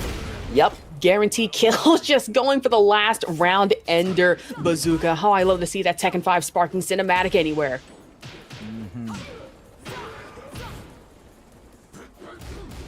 We're under. Right out the tantrum, that's fine. Just slow poke. JoeCrush really abusing the range of Jack. No, again! Again, Shadow 20Z had that move scouted. Into the jab mix-up at that, back up against the wall. I mean, sure, no exploder to really worry about, but JoeCrush interrupted in the middle. Gamma Hal charged. It can't be found just yet. Especially, actually, hold on. It counts like out the Pistons, but tried the clap. Nothing out here. Okay, Shadow 20Z showing us some signs of life. They're finally up on rounds against JoeCrush, but JoeCrush still has an entire game on Shadow 20Z. We're going to need one more to tie this up. Into the spinning pile driver coming into it from JoeCrush at that one. Parry right into scissor launch from Shadow 20Z though. Excuse my voice crack. Just how excited I am over good ass Tekken happening before our eyes. But straight into the debuff. JoeCrush able to shake it off at least in the brief moments. Okay. Oh no. Again, that move is so scouted by Shadow 20Z, and we're going to use heat to get ourselves a better combo, but that was unfortunately dropped. JoeCrush eating the parry, still has the debuff on him too. Just in the low parry, and JoeCrush looking very worse for wear. All it took was just one last free mix, and Shadow 20Z to keep himself alive for a little longer here in Winners Final. 1-1. That means in a first to 3, we're back at a first to 2. Of course, looking in chat, North Stars had to clarify and say this is Kane's War 4. Are we really at number 4 here? Yeah, you know it. Oh goodness. I did like how the Caniac combo went to Kane's right after Texas Showdown. This is true. It's absolutely insane. We've had Kane's War Texas Showdown. We've had Kane's War Level Up Expo. Insane to think about, but of course, we have war here going on with the action. But as I say that, engage and the burst from Shadow 20Z up by 1 in the rounds. Look at this, Shadow 20Z. Their decision to stay on to Anna is starting to pay off, but JoeCrush, JoeCrush doesn't even does JoeCrush have a secondary? Does he play anyone else? Could you Is imagine there any just the absolute plot twist of finding out that JoeCrush has had a secondary king this entire time and has been hiding it from us? Oh no. Either that or, JoeCrush, when he boots up the character select screen, it's just Jack. And then the other character select slots are his customs. Oops, all Jack. But of course, this round just gonna be, oh, excuse me. I thought that would have killed. Would have been okay. All on it, maybe not just yet from Shadow 20Z, but I might have misspoken a little too early here. The last low ender. Man, Shadow 20Z, look at this. Can we have a no-round brown for Shadow 20Z? He was definitely struggling in the early one. Oh, big right hand. Ooh. Just charge right through. Plenty of armor to pack a punch here for JoeCrush. It back up against the wall. You want to make some noise once, damn near twice, right into straight piston launch machine gun punches. We're going to do just that, but Shadow 20Z just able to straight interrupt and back against the wall here. Yeah, beautiful punish from Shadow 20Z. Disengages with the bazooka, and now JoeCrush is in a bad spot. Gets the low, plants the seeds, and finally starts to break out of the corner. Man, not only that, trying out the charged up swing especially, but JoeCrush getting punished instead. Shadow20Z. Got the RPG hit for last one. Low parry, though, would be the most insane comeback. Build up plenty of Greay life here. Yeah, JoeCrush has definitely have some healing factor in, and we're going to use that No way. that rage. Believe it. I do not think this is going to kill Ash. You know what? I think it kills. Oh, we're going to do this. Loser. Oh, it does! Ah, Let's it go! totally does! A prediction, baby! JoeCrush on the board, and you know Shadow20Z is feeling that, but that backhand launcher from Shadow20Z is doing wonders. And Blue Spark at that one with the debuff ended to really pack it through, but JoeCrush trades off the damage counter for both here, and off the piston, scissor kicks don't work to intended effect, but that knee launch will instead with the seed planter. Shadow20Z, though, with a punish of their own, it hits low, extends the combo, but still... What? Yeah. JoeCrush hit a button, and Shadow20Z up is finally in the lead. We really thought this was JoeCrush's game, just how dominant his Jack was early on, but nope, Shadow20Z pulls ahead. Oh goodness, my heart is quite literally going pitter patter here. Is not only that, we gotta talk about it, right? JoeCrush popping with the most insane combo flare to try and save himself a little bit of time and trouble against Shadow here, and then Shadow20Z seeing that and be like, hey, that's cool and all, but watch this sick ass wall ender that I have prepared for you in its entirety, and you're gonna sit there, take it, that's fine, into Ortiz Farm. Shadow20Z up by 2-1 here. This is the time for Shadow20Z. Shadow20Z has finally pulled ahead from JoeCrush. Will the Ortiz farm be the stage where Shadow20Z sits on the winner's side of Grand Finals? I mean, really, let's think about it. When it comes to certain hazards to watch out for, obviously you got a balcony break, floor break down below, leading straight into back-to-back wall exploders. And honestly, where Shadow really just likes to prefer that small tech and poke damage right into big moves, JoeCrush just seems to get big move tech and flashing all the time. Oh. So it just might get a little too dangerous for comfort here. Yo, Anna hitting that pimp named Slickback backhand, though. Uh-oh, with a debuff at that, JoeCrush not able to shake it off with the enhanced damage. That's gonna be guaranteed kill. Beautiful use of the mini of the, Whoa. is that Anna's rocket launcher that she preps up? I'm pretty sure. That's Lovely Tom. That's the name of it. I think. Stops it through. Oh! JoeCrush JoeCrush ate all of that. Armor's right through, and look at that. 77 damage combo. Got into the guard break at that one, smashed through the armor, and just able to really shred through whatever health that Shadow20Z had in the first place. Down back 2-1 at that. Okay, we do have opportunity to claw this back. Shadow20Z has a lot of gray life. You don't want to be trading with JoeCrush when your life is low. I mean, absolutely not. All it took was one good backstep, one right into it, and for JoeCrush able to take one up round here. And of course, Gamma Howl right into the armor launch. Yeah, these armor frames are really doing JoeCrush justice. A lot of Shadow20Z's pokes have been light and quick, meaning JoeCrush. Oh no! Right there. And that's going to break the balcony. Remember, Jack's Heat Smash can interact with walls. I mean, Jack H is transforming into Chris Jericho here. Break the walls down, and it might be break the floors down if you're not careful enough in Shadow20Z's shoes. But you're going to go for the Power Crush option instead, only able to guarantee some chip damage while standing 4, and that down back 1. And Shadow20Z is about to make the list unless Shadow20Z is able to come out strong. Ooh. Punish. I will tell you something. As reviled as Season 2 is, nobody is complaining about the extra HUD for Season 2. You know what? I'm not really complaining about it. Honestly, I can't be mad at it. I'm gonna just say it. Season 2, listen, might be controversial, but this is the most fun I've had in a very long time with King. Anyone else? Hell no. I feel bad for y'all. Not me. Y'all stay safe, though. JoeCrush doing an amazing job of just keeping the pressure on Shadow20Z. Shadow20Z's lead is slipping away. If Joe takes this one more game, we're going to be here 2-2 and be here for a much longer time. We're going to be here for quite a long time as back and forth as these matches are, but right, the piston slam for JoeCrush. Make that one more off the board, missed on the last one, tried to make some noise option, but instead going for the low one, twin hitter for JoeCrush here. 2-2 in our winner's final. my God. JoeCrush with the adaptation, better use of armor phrases to stop whatever Shadow 20Z wanted to do. And now we're here 2-2. These people are fighting for their breakout supremacy because if you get to grand finals on the winner's side, you're in a cushy position to take the whole tournament and a big chunk of that $151 pot.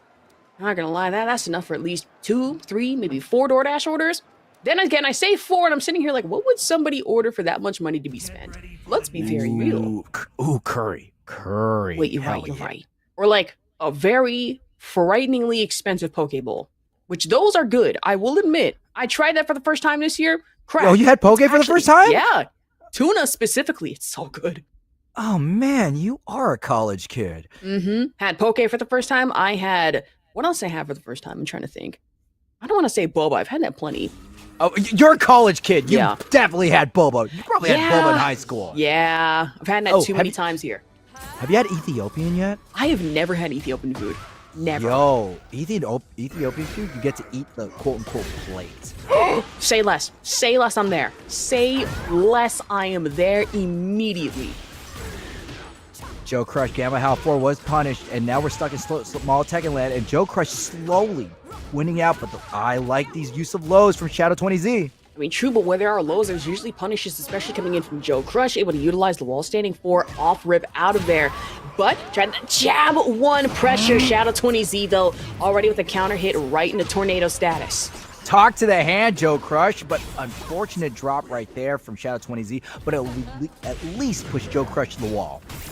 I mean, to the window, to the wall, Yin Yang Twins style. And for Shadow 20Z, getting low with it at that, up by 1 round here. Yeah! I'm so glad that somebody understood that reference after so long. Okay! Okay, we going a little too far. Let's calm it down. What?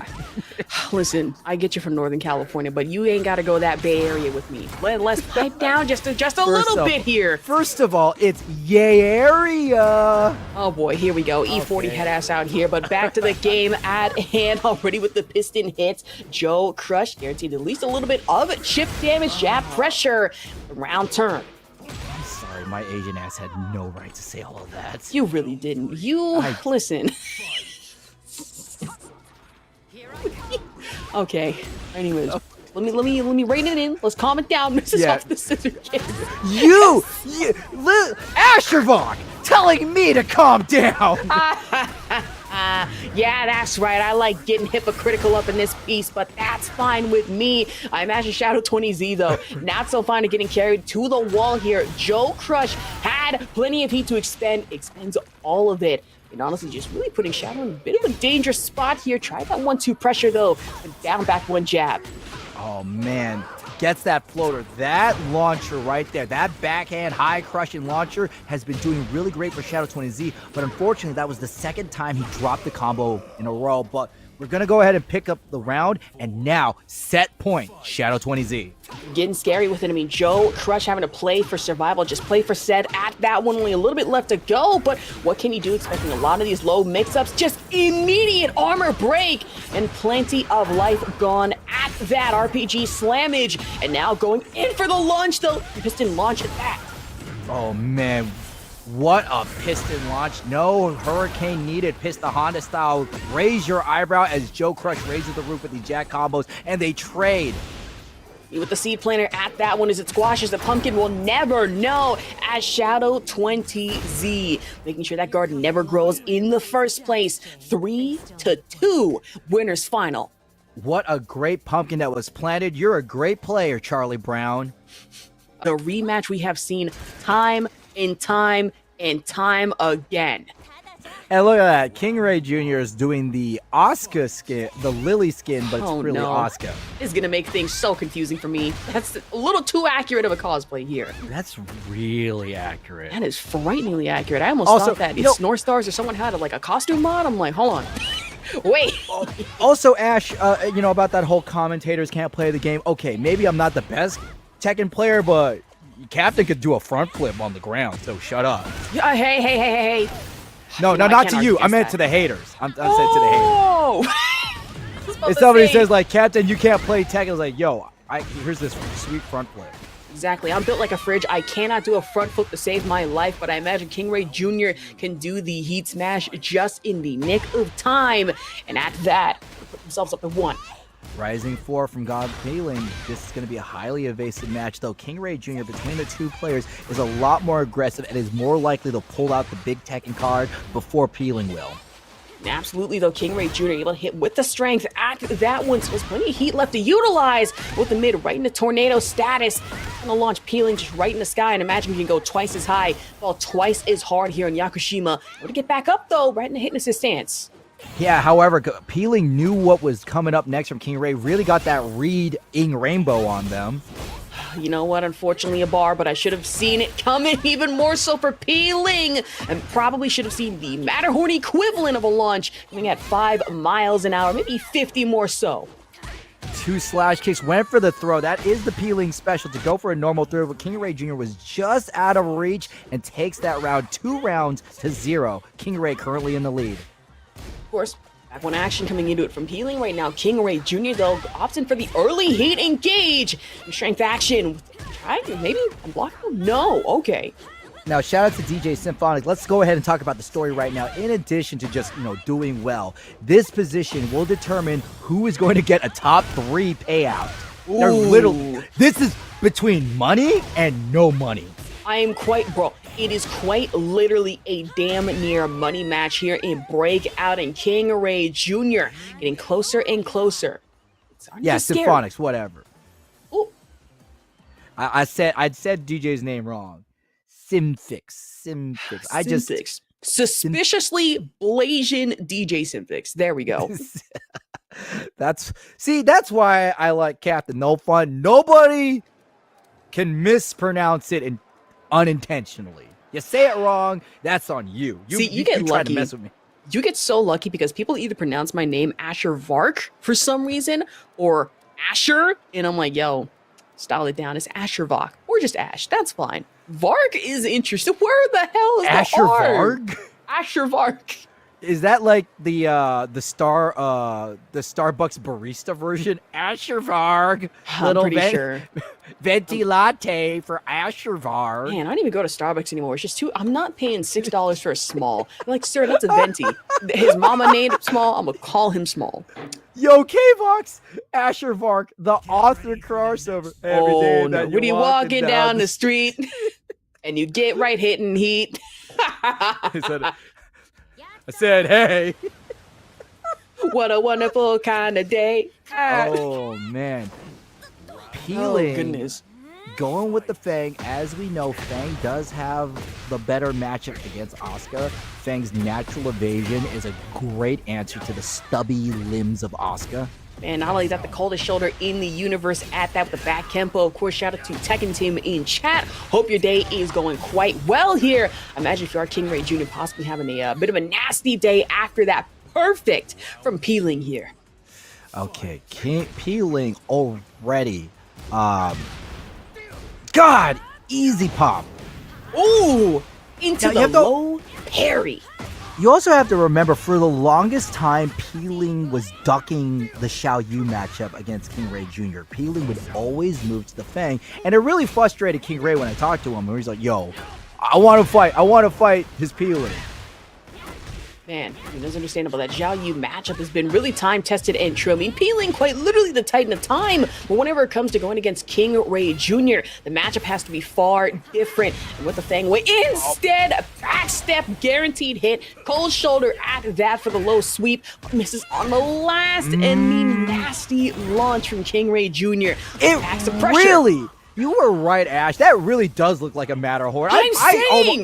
I know, I'm agreeing with you, like, whoa. Oh, goodness, because the costume is what throws me off. I have to remind myself, hey, this is Asuka we're talking about, not Lily, but then I see the launch, and I'm like, I want to call it Matterhorn so bad. So bad. KingReyJr. doing an amazing job keeping the distance close to Peeling. We're not able to use the natural evasiveness of Feng when we're fighting at range 0. Absolutely going with the grounded state at that, though. Peeling to get back up only in a matter of time, though, for the split into the gate guard. Already KingReyJr. trying to catch him at back turn. Just yet. Rising 4, armors right through the blow. And that's going to be a big punish for KingReyJr. And he's got the buff. And to quote Foxhound, he always says, Nanu Augusta. Okay, not gonna lie, that was a little too of a close impression of Foxhound. That's I'll hold you. Yeah, getting that. And the Nanu Augusta from KingReyJr. KingReyJr Jr. going ahead and taking the route. Ooh. How'd I do? How's my Foxhound? You know what? Pretty fire. We gotta include more frame data. The way that Foxhound knows frame data down to like the damn like. Oh, you're right. It's Here, scary. It really is. Yeah. -6 right there for KingReyJr, but still manages to get the +3, allowing to get the step mix up and the Nanu Augusta. There we go. Okay. I'm crying. That's not Foxhound. That's Walmart dollar store dog pound. Yeah, dog pound. Anyways, oh goodness, this is what happens Wex. when we're both on commentary. It is just -1 brain cells. Foxhound at home. We got Foxhound at home. It's dog pound. That's fine with me though. Already into just the scissor launches. Try to cold shoulder again in the power crush. Not from peeling just yet though. Cans though from KingReyJr. Coke, Pepsi, maybe a little bit of Sprite involved here. Try to go with the float. Still gets launched and grounded. Yeah, that rising floor, amazing launcher for Feng because it crushes high, it just really sends you up. And now Peeling is in a really bad spot, being down 2 games to KingReyJr. But hey, ooh, this steals your turn back with the spring kick. Oh goodness, and tried it, but still peeling, knowing better. No mid the low option off the kicks, and that's gonna be KingReyJr. It's down by 1 here.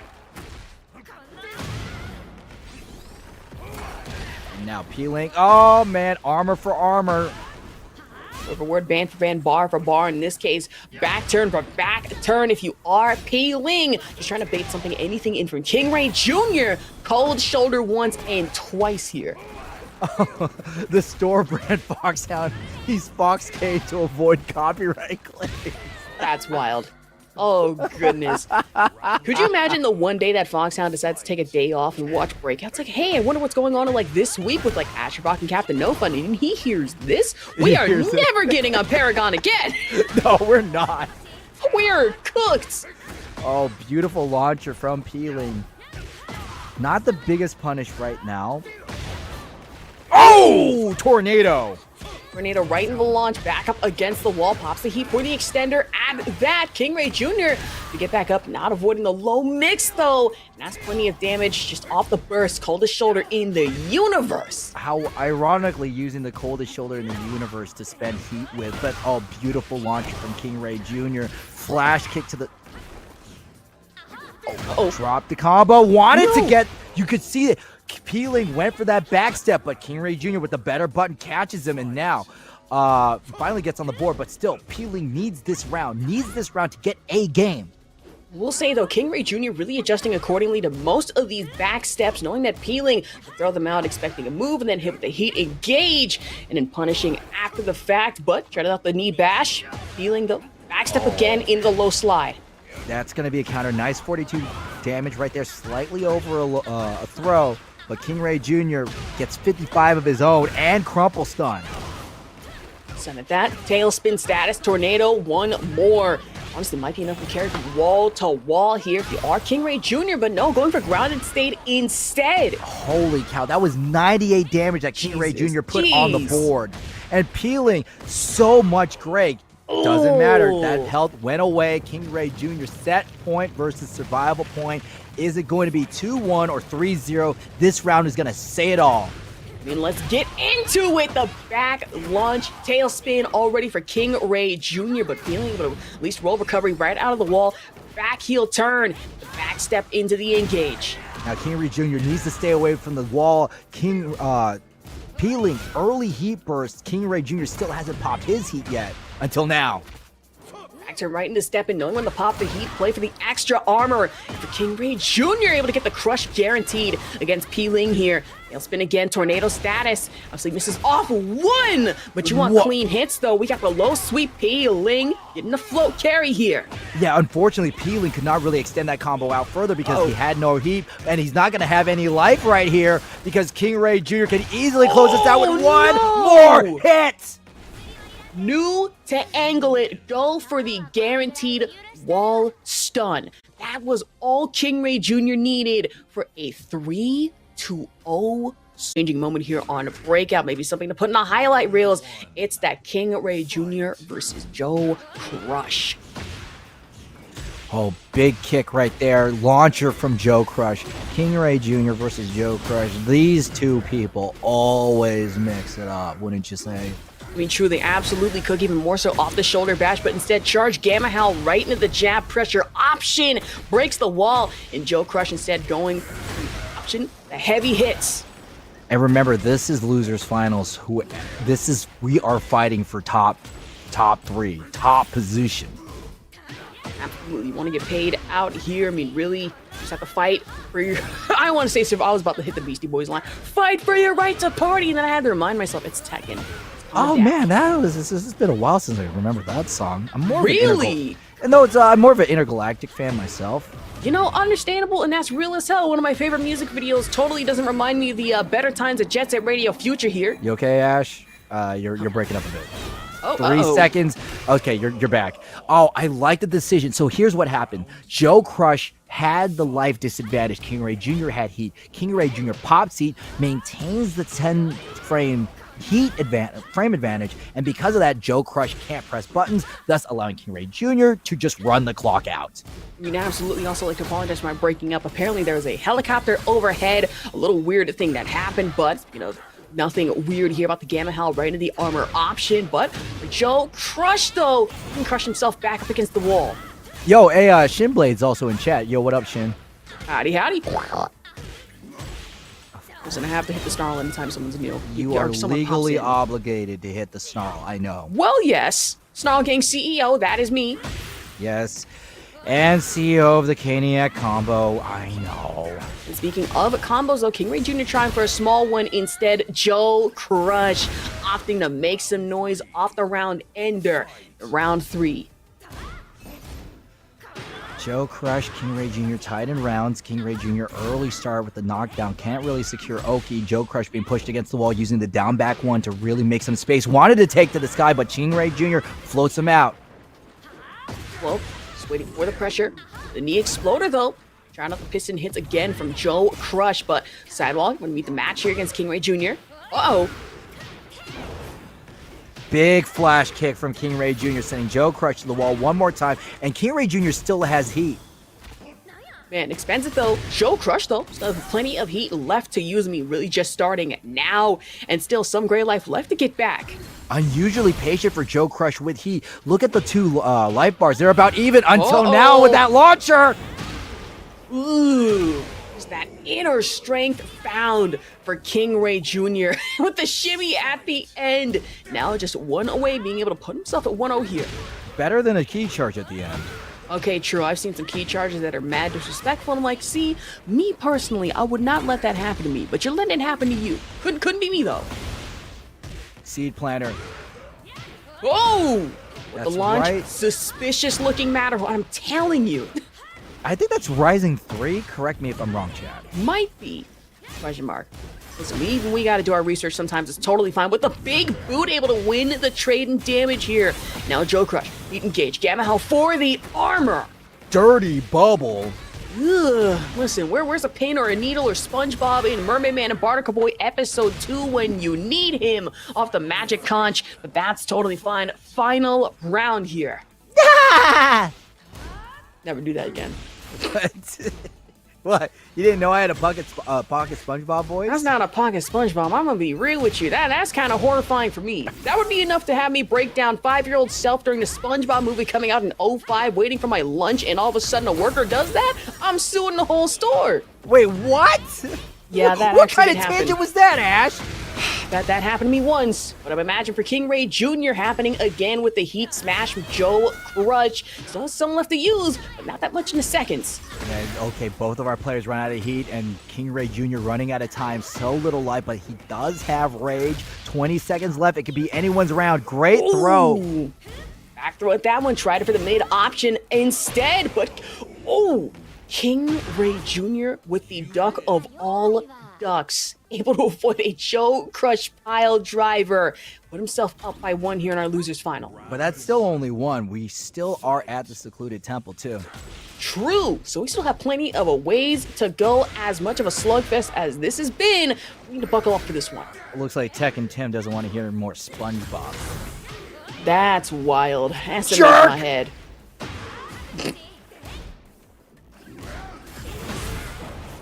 Oh, pierces right through the dirty bubble, and KingReyJr. able to get a great tackle. Misses the whip punish opportunity. Another dirty bubble, and KingReyJr. really quick on the offense punish. Just able to blast through Red the Gamma Howl armor option like a book yet again, or dirty bubble as we have been saying here time and time before. Already up by 1 round here. Also the Power Crush Heat Engage option. Oh, beautiful pickup from KingReyJr. and JoeCrush is just sent spinning. Look at this. I believe this is going to be 92? 91 damage. 91. Almost. That's pretty. Oh, no. Actually, I lost because we're doing Price is Right rules. I went over. You know what? Still pretty good to me. I'm proud of you either way. Running the down elbow option from JoeCrush, though. Playing defensively, down back 1 option. Oh, stucks the high. And now JoeCrush in some deep, deep trouble because of that wall break. It forces the stand-up, giving KingReyJr. all the opportunity to land some big combo damage. And already up by 2 in the rounds. In round 3, JoeCrush, though, still showing signs of life and momentum. But round start wake-up option jab 1 from KingReyJr. Really starting us off the piston action from JoeCrush, though. Oh, big boot from JoeCrush. Uh-oh, down back 1 again. Really likes that mid-poke option. Don't blame him for it. I mean, it really is useful. Great tool, add that one. Or low poke, excuse me. KingReyJr.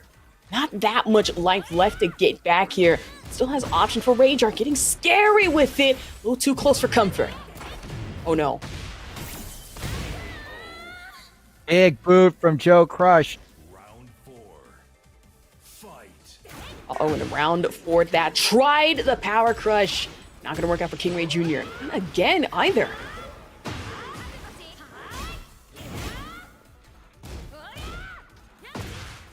Oh, big knee.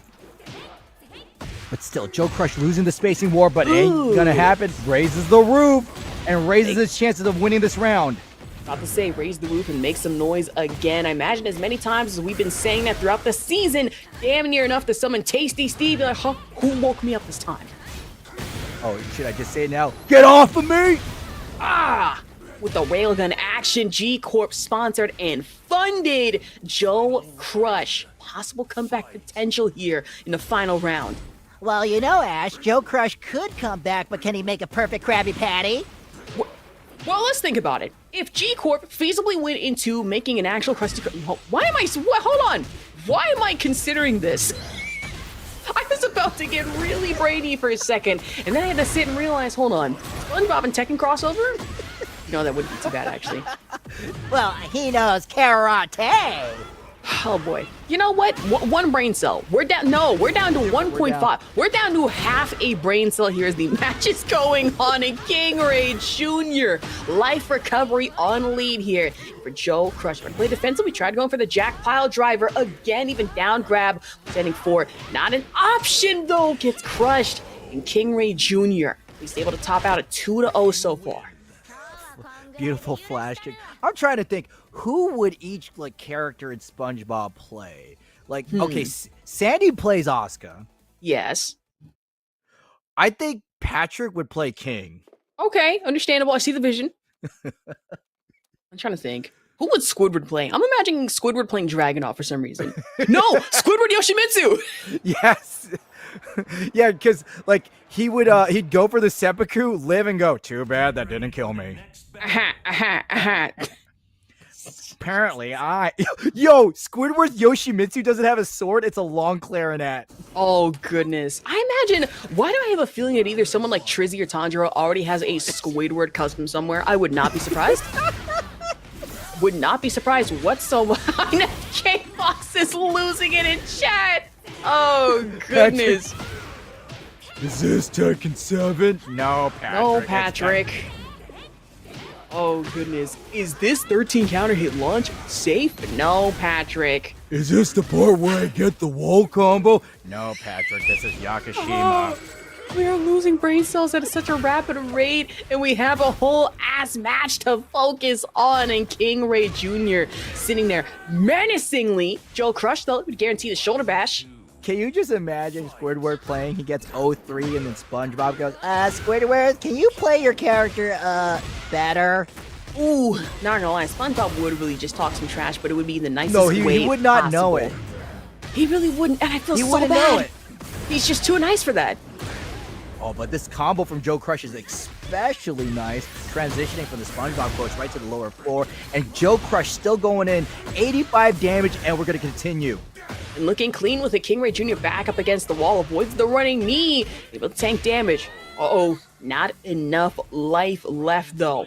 Down low for JoeCrush. Only looking like comeback season, possibly. I want to say that, but we've seen these clutch situations where KingReyJr. tends to get a little aggressive with it, with guaranteed cans off rip. Okay, I know we're not gonna dwell on this too long, but can you imagine if there was a soundbite where every time you ate a hell sweep counter hit, you just hear, my leg! Wait, no, let's think about that, because a SpongeBob and Tekken crossover with that involved, I would gladly pay a $4.99 battle pass for. Let's be very My real. leg! Why See, is this Planner, guy off on that, point though? with his SpongeBob voices? Yo, Down you don't back know? one. I Uh-oh. know how to. Ooh. Like, I'm pretty nice with the voices. Just conked over the head. And of course, JoeCrush able to save himself time, pressure, and pain here in our losers final. Now it's 1-2.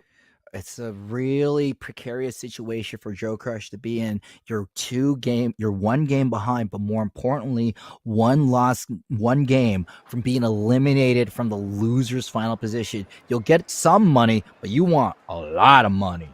Exactly. Mr. Krabs style money just swimming in buckets full of cash, which, Oh my let's be god. honest See, here, would not be that's really what possible. happened with the Heihachi stage. They let Mr. Crab run the DLC. Yeah, $5 for a stage. God, Mr. Krabs really would do something like that. Like a SpongeBob fighting game, except it's locked off because Mr. Krabs wants $59.99 for Cheapo the Cheapskate?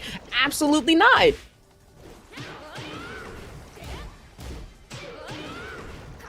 And the more aggressive start from KingReyJr., the staggered approach, just want to make sure that JoeCrush just does not have any room to hit these buttons. Oh! I spoke too soon. About to say duck launch just right into the make some noise. Now put Tasty Steve damn near to shame. Already wall to wall with the float at that. Wall in there. Dual pistons. Yes, K-Ball. It would be the one time. He is owed a tournament win.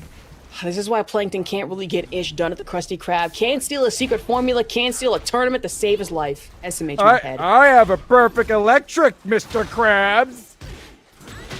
Wild. Insane, even. Funny as hell.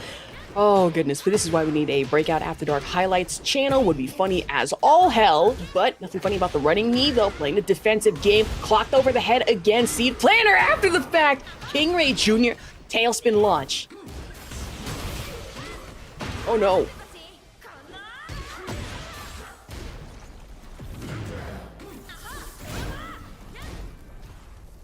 Good option. Maybe he engage instead. Extend burst. Oh!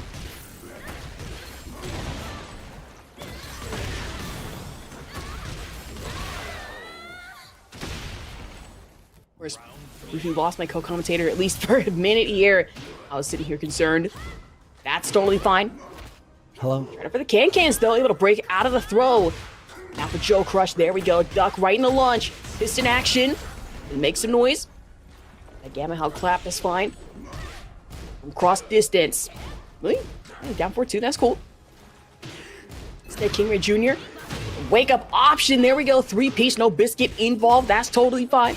You know, I say that I really need to chill out about it. Nothing chill about the tornado in the punish though. I really hope I sound normal now. You do, you're fine. No, someone says the underwater stuff, and usually that's when Discord's a butt. Ugh, understandable. Uh-oh. Let's keep going. Down back one. Went for the 12 frame, trying to catch KingReyJr. pressing. When he has low health, that is a valid option. But now 8 seconds left. Can KingReyJr. just eke out just enough life? And you know what's happening? Rage Art! Ah! straight from the Tekken 6 Gargoyle Perch stage right down below. KingReyJr. with the Rage Art of the Ages. Not enough to kill, though. It's still... Oh, and still KingReyJr. wisely goes for the kill. Just saw the whiff button from JoeCrush and lands it. Gets the 1 round and puts himself 2 rounds away from winning this. All right. With it, launch off the ground, at least for a brief few moments. For KingReyJr. packing a chip damage, though. JoeCrush counter hit. Immediately going to that big Tekken action you love to see. Yeah, JoeCrush is no longer playing small Tekken. To quote Mr. Leapfrog, he's expanding it, blowing it up, putting a microscope on it. Pause. Anyways, resume. Oh man, beautiful counter. The punch Tsubaki from KingReyJr. Excellent call out, given that a lot of JoeCrush's offense is punch heavy. Yeah, absolutely. Goes for the heat engage at that one. Full Pistons. Going for the grab instead. Machine gun. Look at that. Yeah, and you can see JoeCrush is using the evasiveness of the Gamma House stance because KingReyJr. has always been punishing the dirty bubble. KingReyJr. 5 seconds left and eats a standing 2 for his trouble, which is Jack's fastest poke. Not the 1, the 2. Oh my goodness, all it took was the standing 2 jab pressure to really put KingReyJr. down, and now JoeCrush tying it 2-2. You know, every time I hear 1 or 2, remember that Abbott Elementary line where Jacob was reading the letter from somebody's mom? It's like, I am not the 1 nor the 2, so I expect my child to be home at 3. That's really good. I'm saying! That's gotta be one of the best lines I've heard in so long. I'm not damn, that's really good. That is the most threatening thing to hear. I am not the 1 nor the 2, so I expect my child to be home specifically at 3. That is the...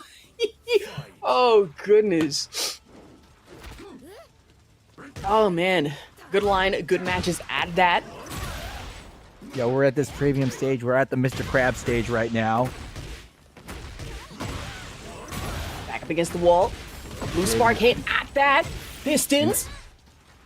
Yeah, KingReyJr. wanted to back away, dodges the first hit, and still JoeCrush continuing the offense. Every time they're blocking abnormal from Jack, you're still letting him impose his will, and the really quick low from JoeCrush. With the crouch 2.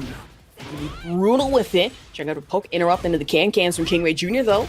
Yeah, we haven't seen the can-cans too often.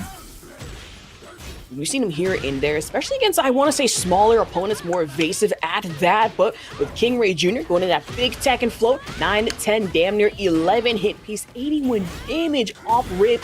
JoeCrush having to take the chip, but there we go. Railgun actually managing to clip KingReyJr. across distance. Which was really interesting because KingReyJr. didn't get hit by the first hit, but because of his sidewalk, he still fell victim to the rest of it. Jack's Heat Smash, 12 frames, the fastest Heat Smash in the game. Really insane to think about. I'm sitting here like, you know what? Tekken Season 2, you're so controversial, but funny as all hell with everything that has happened, especially more so with Jack 8, but in round 3, now tied 1-1. It has been very back and forth between these two. Indeed, especially since they're both tied 2 games apiece. It's going to be, this is going to settle on who's going to finals, who's going to get eliminated. We are at the top 3. Second and third place will be determined right now. Right here, right now, damn near a money match just for 10 placement. frames, shit, KingReyJr., you're just fighting for it. JoeCrush, though, try to go for the grab after the fact, completely schmixed, micro ducked the whole holy hell. Okay, looks like I got corrected. 10 frame. A 10 frame Heat Smash, meaning Jack's Heat Smash is faster than his jab. You mean to tell me DJ really just put on the glasses and hit you with an actually in chat and you just let it happen? Oh, yeah, look, all right. Sometimes, look, I spent my time labbing SpongeBob voices, not data. Shut up. SMH my head. SMH. Actually, trying to go for the make some noise option instead, just going for the forward charge. KingReyJr. though ends the heat. JoeCrush though trying to just go for the double knee, gets turned around. Seed planner, no squash involved in this season at this time of the year. But if you are KingRey though, and but it was Pistons. It was a really smart decision for JoeCrush to use the dirty bubble, given that he was off axis. The dirty bubble was the only option he had to cover that side of his. Goodness, and KingReyJr. losers final 3-2, and what was an excessively That's pretty mean. That is pretty mean. Fisher would definitely do something like that. Oh, see, look at that. Guarantee they would. Yeah, KingReyJr. just wanted to say, did it actually? You know, you said that was right. You know, he had 3 brackets that day and won all 3. Yup. I mean, it's insane to think. But he's only what, 19? Yes, Goodness. he is. Insane to think about. 19. But Shadow 20Z though, by one I round feel here. old. I'm double that kid's age. Listen, I'm 23 going on 24. How do you think I feel? 23. You're still a spring chicken. Well, true. Okay, Shadow 20Z versus KingReyJr. Remember, Shadow 20Z on the winner's side, the most privileged position, just as privileged as getting this wall break in the secluded temple. With the freaky ass Zafina ad. That one always scares the hell out of me with the crawling, the scarecrow stance that I have to worry about. Tarantula at that for KingReyJr. would have plenty more ways to go from loser side, have to get a clean, possibly 6-0 throughout everything here. And Shadow 20Z doing an amazing job sidewalking that heat smash. That is one of KingReyJr.'s favorite ways to approach from that range, just because even blocked, he is plus 10. Uh-oh. There's strength, at least for a brief few seconds here. But for Shadow 20Z, the micro duck right into the launch at that one for action. Okay. Misses the heat extension, but still gets a little tag for his troubles. Boot time. No, goes for the uppercut. Arm came into the upper launch, baby. Back shoulder bash, though, just right into the crush. KingReyJr. at least able to get up 1 round. And Tekken Tim in chat saying, I'm 41, calm down. That's not that old. Old to me is 60. Let's be real here.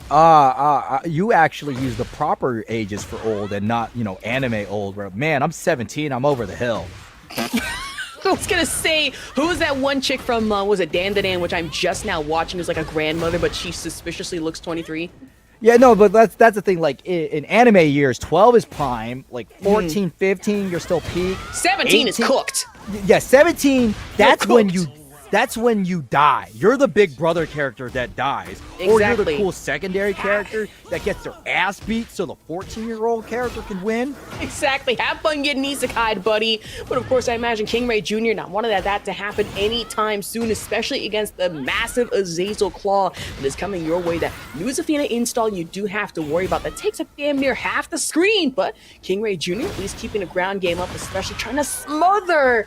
But I say that in Shadow 20Z, going in with the first option. He's able to put himself up by 1 in Grand Final. And this is going to be a very dangerous spot for KingReyJr. Remember, Shadow 20Z is in the winner's side, so just 2 more games and we take the entire tournament.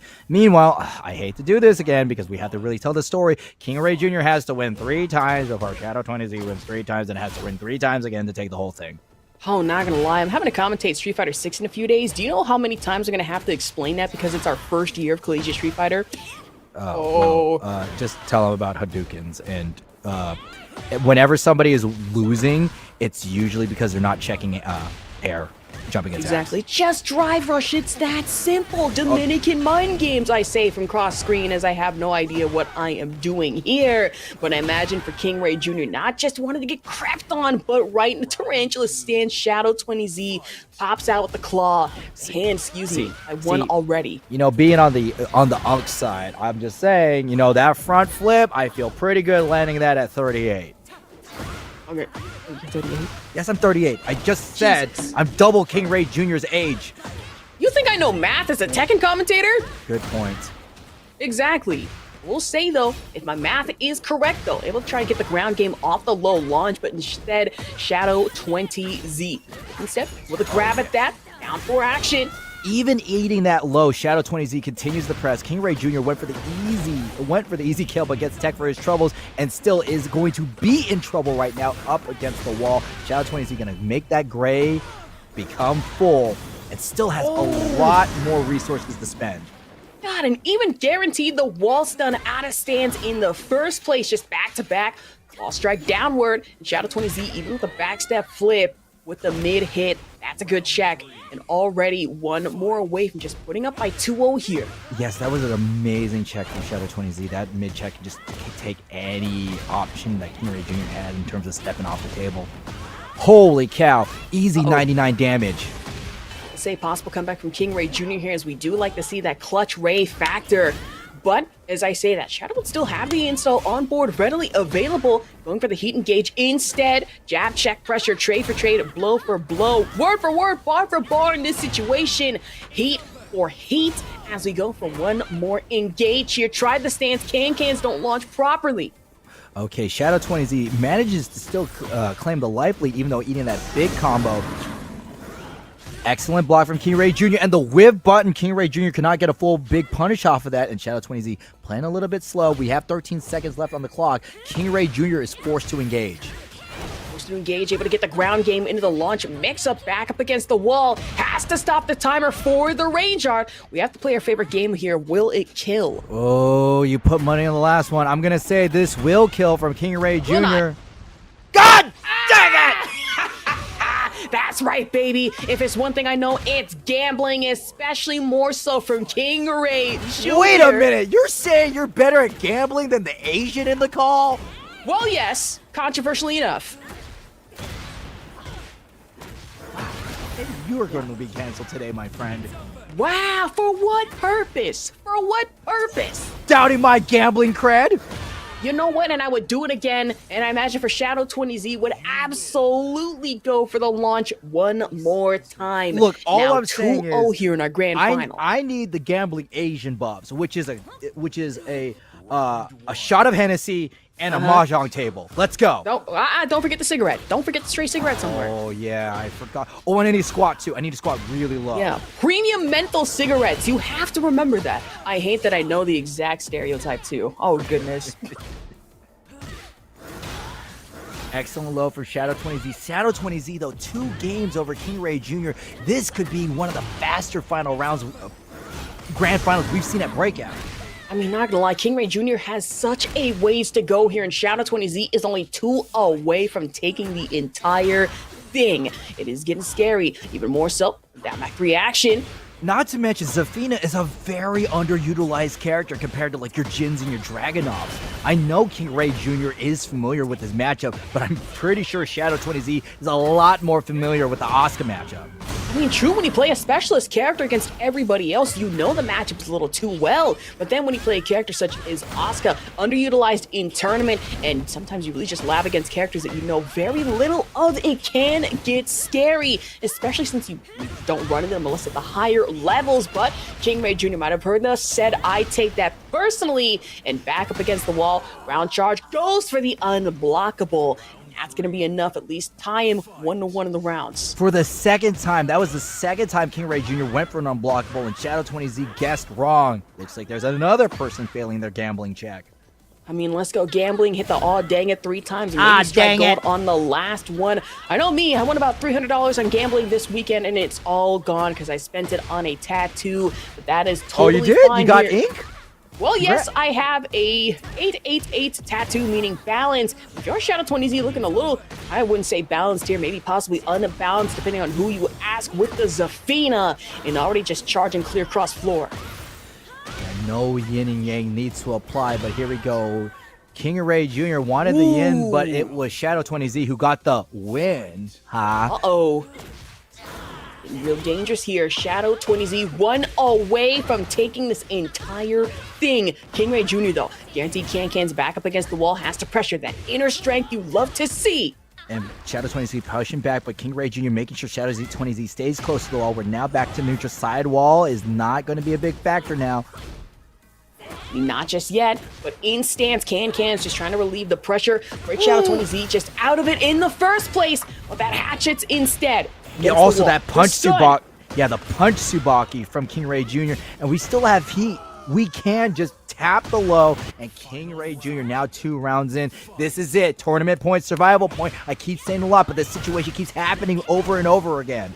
I mean, time is a flat circle, and it seems we just get here time and time again. KingReyJr. put in a position of high pressure, and knowing him, I mean, that 100% match point conversion would have to come in clutch this time. And right now, for Shadow20Z back in the corner against the wall, playing more defensively than I would like, I don't even think you have a choice here with the amount of jab pressure KingReyJr. is laying up on him. Oh, but the patience for Shadow20Z and regains a considerable amount of gray life, and now Shadow20Z pushing that combo, 71 damage up against the wall. What a follow-up. One more hit can determine this entire tournament, and the hit happens now. I mean, with the amount of spikes you'd see, you'd think Shadow 20Z was damn near playing JP from Street Fighter 6 with the Zafina, but